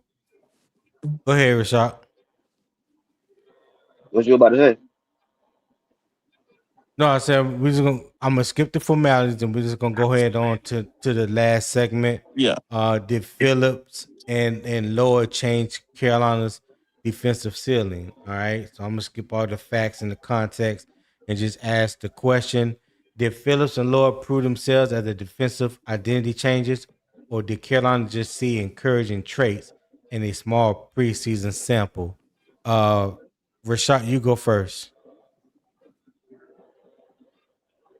You said, do say that one more time. You said, did they show the traits in the game? Say Did that again. Phillips did Phillips and Lloyd prove themselves as defensive identity changers, or did Carolina just see encouraging traits in a small preseason sample? Are you asking me Uh, or him? That's Rashad. No, I'm asking no, Rashad. yeah, actually, Okay. yeah. Um, that's tough. I think it's a little bit of both. I think we seen some encouraging things, but I think they can. I think we seen both, man. To be honest with you, I can't really just pick one because I think we seen both. I think we seen encouraging signs, but I also think we seen things that are yet to be seen based off it being preseason. I think those two guys are going to be key this year, and I think it was encouraging, and I think I think those I think those guys are going to show why we signed them. Those guys, and you know Okay. All right. that, that Freddie, what you that's got? it. I mean, I just make it short like that, man. I ain't gonna talk Mm, too mm. long. I would say that it was very encouraging to see Jalen Phillips get pressure and to see Devin Lloyd command the defense and be that field general that we've been looking for. I think that's very Yeah. encouraging. I have to see more to really get a full thing, but in a small sample size, it was very encouraging to see that we might be able to get pressure rushing for and that we have our field general that we've been looking for. So it was very encouraging to see. You know, I Okay. think that's an understatement. All right. Damo, what you got, Damo? I'm gonna be honest, bro. When you pay guys, you pay them to play. So we paying guys and they playing. So I'm happy. I'm almost saying to myself, it's about time, nigga. You know what I mean? Because it's like, when is our Hmm. money gonna start paying off? You know, teams That's a getting good tired of point. paying players and they not showing up. You bring a player like Phillips in. Naturally, we all knew he was gonna be good because the type of player he is, he's just gonna dominate anyway. He's just bigger than you. You know what I mean? It's just one of them guys. He's bigger and stronger, and he's smarter with the experience. So we know he's gonna bring that to Carolina. Same with Devin Lloyd. We're just Mm, asking that the guys that already have fire that are here, we're asking that they get with their fire, or that they come bring right. their fire and get with our guys that already are fiery, and let's be unstoppable together. So I'm excited about those two dudes. Hmm. Okay. Logic Q 1911 said, are we seeing the same on the field play, although there are new additions? Who you talking about specifically? Are you talking about on the offensive line? What are Is you that who talking you about? talking about? Let me know in the comments. And HFC, or you talking to J Live? Talking to J Live. Worry about the Saints. Yeah. Because the thing about it is, though, Tony, is that J Live literally said Jalen needs to finish, but he probably did not watch that game fully because Jalen Phillips had, what, 3 pressures and a sack on Josh Allen? So like, I don't know if he watched that game. So Yeah. it was very encouraging Um, to see. no, I think Jaelan did get that one sack on Josh Allen, and they almost had a second one, but it was a pressure, not a sack. Right. And Princely got like 2 or 3 pressures on I think he had like on 3. He had like Jaelan Phillips. Yeah. he had Hey, like 2 on Josh Rashad, Allen, if I'm not mistaken. hold on, Freddie. Rashad, I'm gonna drop you down so I can bring one person up. Okay. I got You you, need got me you, to got you. drop off, Tony? No, you good. You good. All right, Okay. Damo. I mean, Rashad. I'm gonna drop you off, dog. I talk to you later, Rashad. Yeah.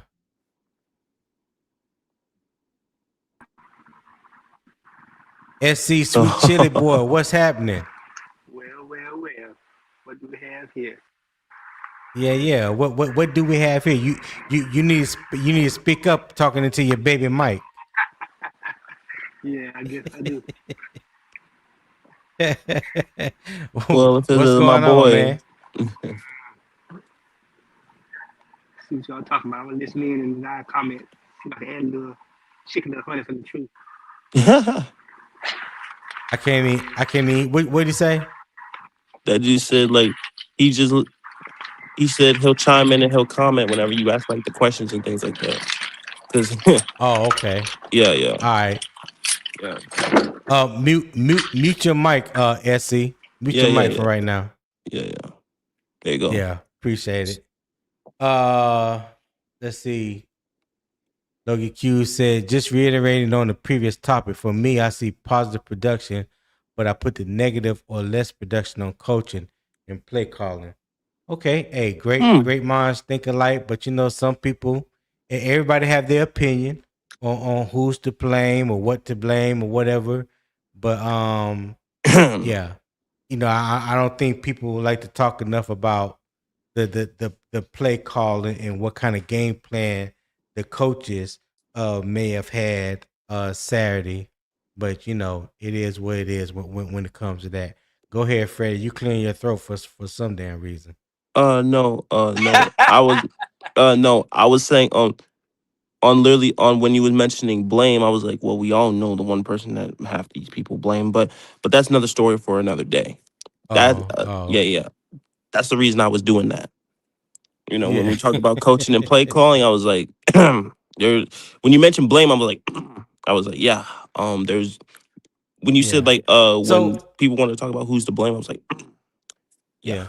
So Freddie, real quick, what did you think of the performance from Jaelan Phillips and Devin Lloyd? What did you see?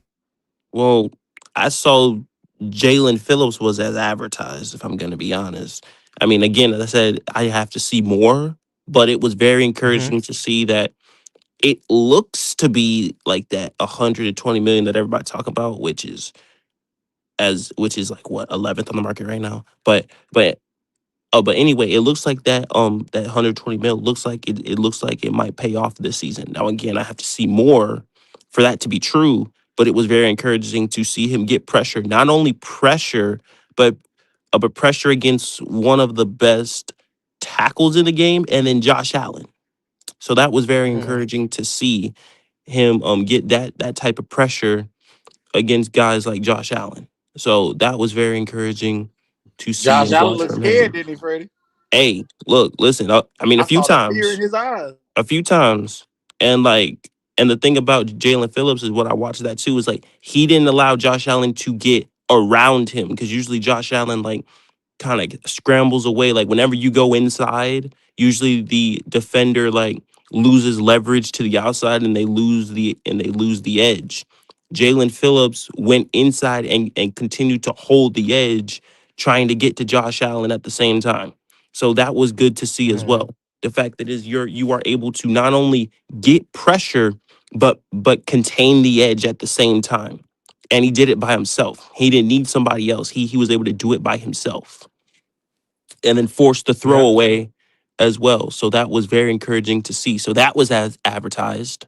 that was good to see from him as well, because that's needed this season, especially against the quarterbacks that we go against. That is definitely needed. Right. Tony, I have a Damo, question for you. Oh, go ahead. Go ahead. Ask me Damo, a question. what you see? Answer my question, then I'll hear your question. Now Go ask ahead, me your Damo. question again. Forgive me. Ask me your question again. What did you see from Jaelan Phillips and Devin Lloyd?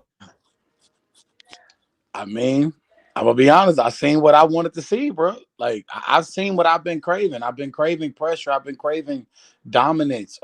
Know-how in the field of battle. Like I feel like these guys are not out there playing confused. They're playing smart. They're playing fast, and they a lot to deal with as far as an offense having to deal with them, bro. Like you clearly seen the difference in level of ability coming off the edge with five. Five is he's gonna dominate, bro. And then with Devin Lloyd, bro, he's gonna be everywhere. Like his ability in our defense, he should be able to play almost. I'm not gonna say like Luke Kuechly, but Luke Kuechly played so free, y'all. He played so smart that it just looked like he knew what was going on. And I hope that Devin Lloyd can bring that extra level that we need. Because man, our linebackers, y'all, we really have severely been lacking in linebacker play for a very long time. So I pray that us and the fans get to see this year with these two guys like leading the helm. Like I want to see that we become dominant again as a defense, as far as the front four and the linebackers go. Notice I'm not even talking about the secondary because I'm not even trying to. Me personally, I'm not trying to focus on it today. I feel like how can you not get better as a secondary guy when you got J.C. Horn, you got Big Seven back there, right? And then Mo Rig, right, or Merrick, and then you got DJ, not I'm saying her Mike Jack. You got Mike Jack. So it's like you got so much talent there. I know they can play. I'm just asking, and I may never get this from Ejiro Evero. Like we may just never get what we want out of the defense with him at defensive coordinator. And at this point, I'm just kind of fine with that. We might not ever get to see J.C. Horn be what he was supposed to be in the league, a press corner, follow your best guy around. Mike Jack, another guy that want to play off, but also can press well. Like, we just may never really get to see that. Ejiro like his guys 20 yards off the ball, and it's going to always be that. So the best we can be is a strong interior defense, like a strong defensive line with great linebackers flowing around. Like they gonna have to ball. They have to be the heart of his defense because if they don't, they're gonna have 200 yards a game on the ground and 300 yards a game in the air. You're gonna see over 500 yards put up on the defense if Ejiro don't get it right. So I am very excited to see Devin Lloyd and Jaelan Phillips, ball out this year. That was not just some preseason shit, y'all. That was them niggas is just really like that, straight up. Right. I agree with you. Shrimp Lo Mein, what you got, man? I like his name. That's crazy. Shrimp Lo Mein, okay. Oh my god. Funny. That fucking Tony stupid. No, y'all don't understand. You, Freddie, you know this. You Yes, know how I do. SC got a nickname for everybody. So we go back and forth. It doesn't matter whether he was at me on Patreon. It's always something. It's always something new. So yeah, it's I not gotta just get you him. though, Tone. I deal with this. Yeah. Hey, yo, listen, that's my guy in real life though. Like, I'm like, no bullshit. But like, that motherfucker fuck with me in real life. Yeah. Go ahead, Lo Mein. What you got? Hey, man, I think what you think about Jaelan Phillips and Devin Lloyd? Jordan, Jacob Phillips, man, pretty good, man. Yeah, Jaelan, Jason Phillips, JJ, what I call him. Yeah, He look good, man. I just rather see the Panthers continue to evolve from what we've been seeing before, man. Because the Panthers really been killing us for years. You get that together, man. I think the linebacker and Devin Lloyd and everybody that falling in place, man. Only person I'm worried about is Trevin Wallace, man. That's the only person I'm worried about. I agree with you. I have to agree with you on that. Listen, and I've said this ever since the draft. When they pissed me off when they drafted Lee Hunter, when there was plenty of linebackers that they could have drafted at that point and they passed on. And I knew from free agency, only move they made at linebacker was Devin Lloyd. I'm like, that's not going to be enough because what's beside him, we're not going to be sure about because they are injury prone.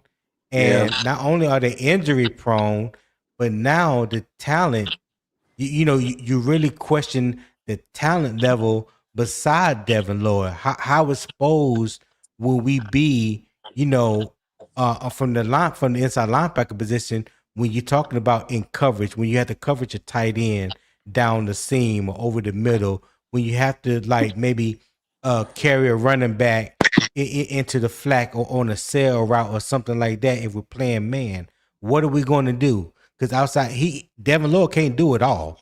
He got to have a running mate.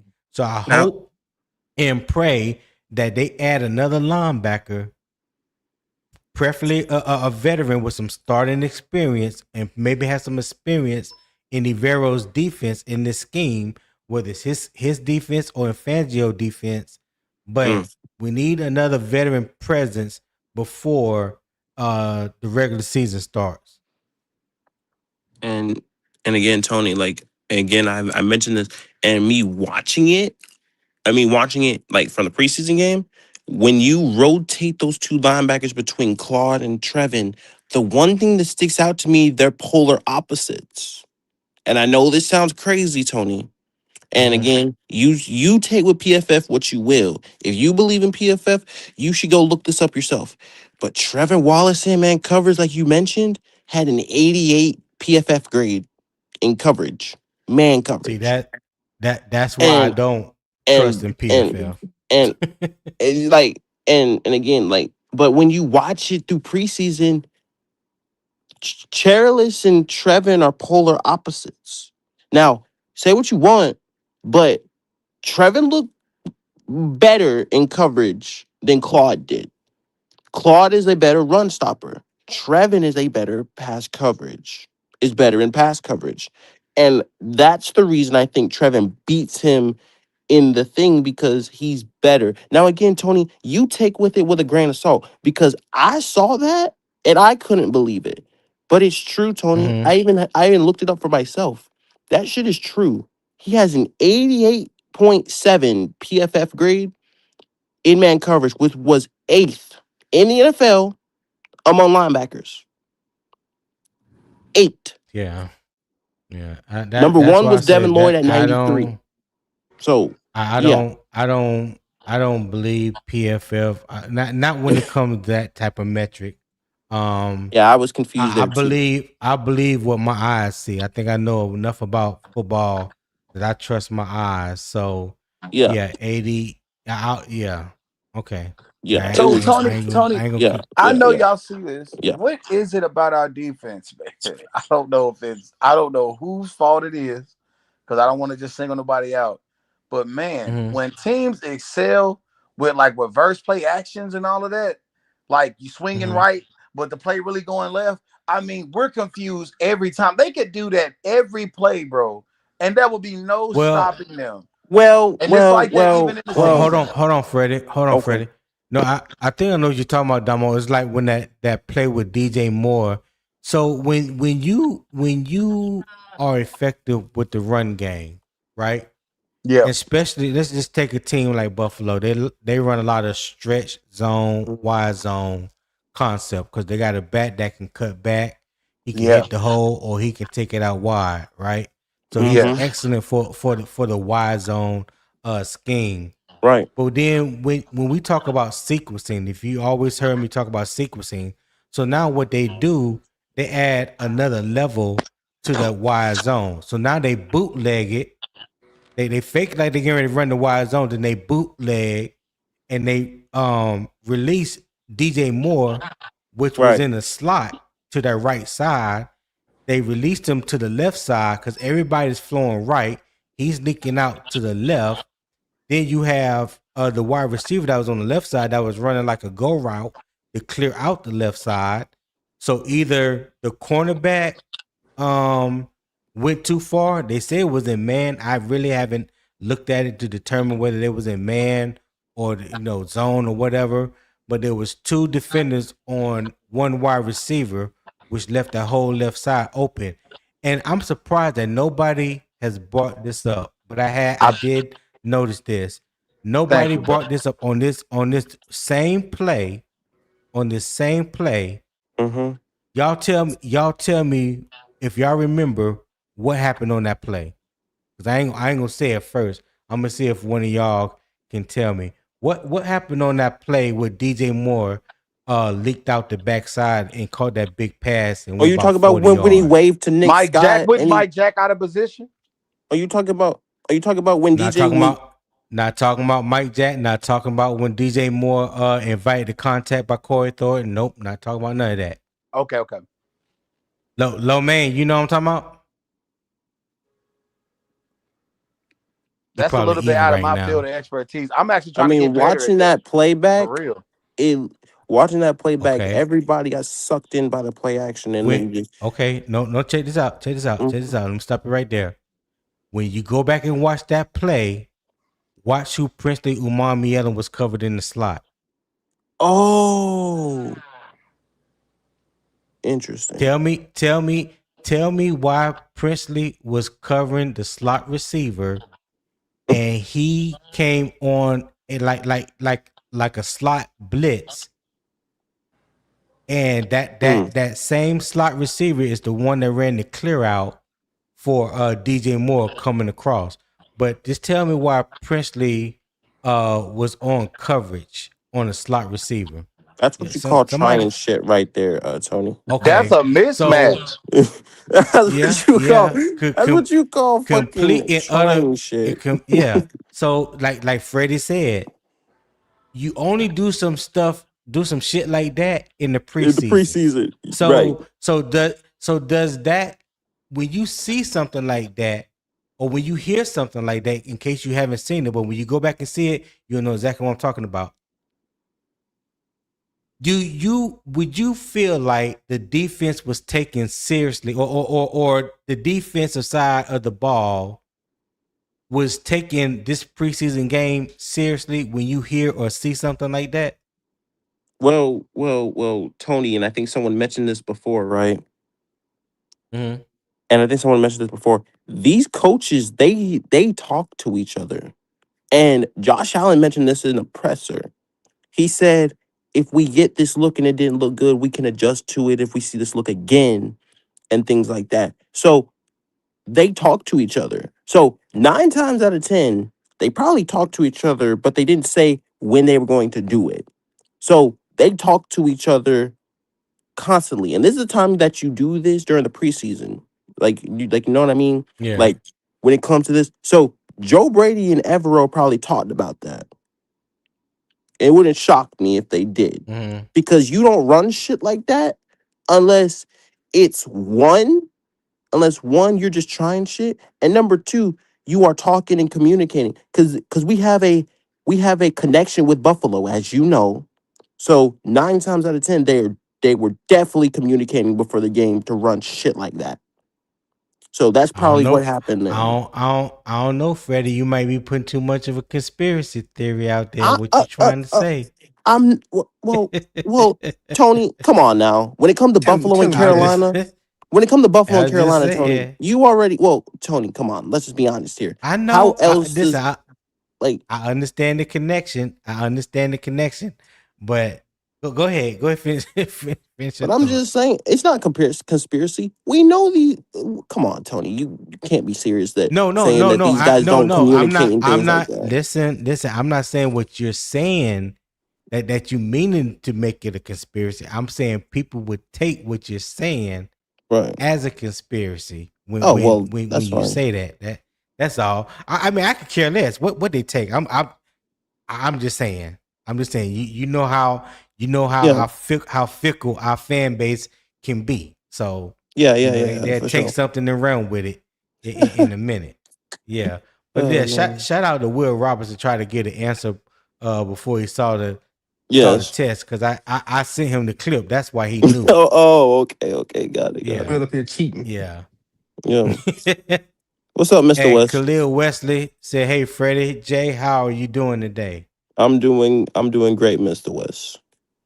Yeah. Hey, Mr. West, I would appreciate it if you would go to youtube.com/@UO Sports Talk and subscribe to my channel.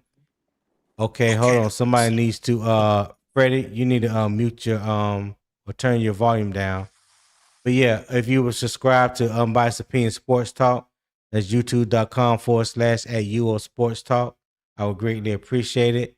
And shout out to Native Kalu for the 440 jewels. Uncle Alert. What's going on, Native Kalu? Appreciate that 440 jewels. I greatly appreciate that, my guy. All right. All right, gentlemen, we're getting ready to get up out of here. Anybody have anything that they want to say before we get up out of here? I would just like to say, Tone, I appreciate you having me up. Your show is great, man. And again, as I said, man, just keep doing what you're doing, bro. You know, as I said, like, already, you know what I mean? Already. Tony, you know we love you, bro. You know I appreciate all of it. And the fact that you even wanted me to stay on, I appreciate it. I appreciate anybody that allows me to get on their panel. Just to talk about football. I just love to talk football, man, especially about my Carolina Panthers. So great show. Yes, sir. Thank you for answering my question. I feel like I got a little smarter today, learning a little more about this. Okay, well, that's I be what's up. researching this stuff, man. That's good. And I That's played good. the That's what's game. up. It's a lot that I didn't do while I was out there, right? And I never played college ball Yeah. or beyond. So Mm. you know, it's so much to Right. learn. So I appreciate the show. Yes, sir. Hey, I appreciate it, man. That's what it's here for. Is don't listen. I don't know everything. I'm still learning from the people that I learn with. I just try to share what I know and give y'all the insight and the jewels that I have, because I'm not no gatekeeper when it comes to the knowledge.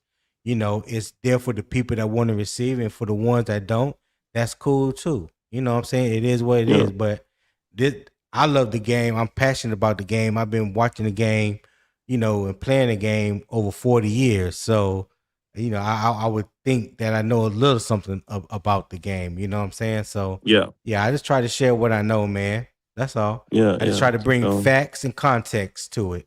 Yeah. That's all it is. Bring facts and context to it. Yeah. For sure. All right.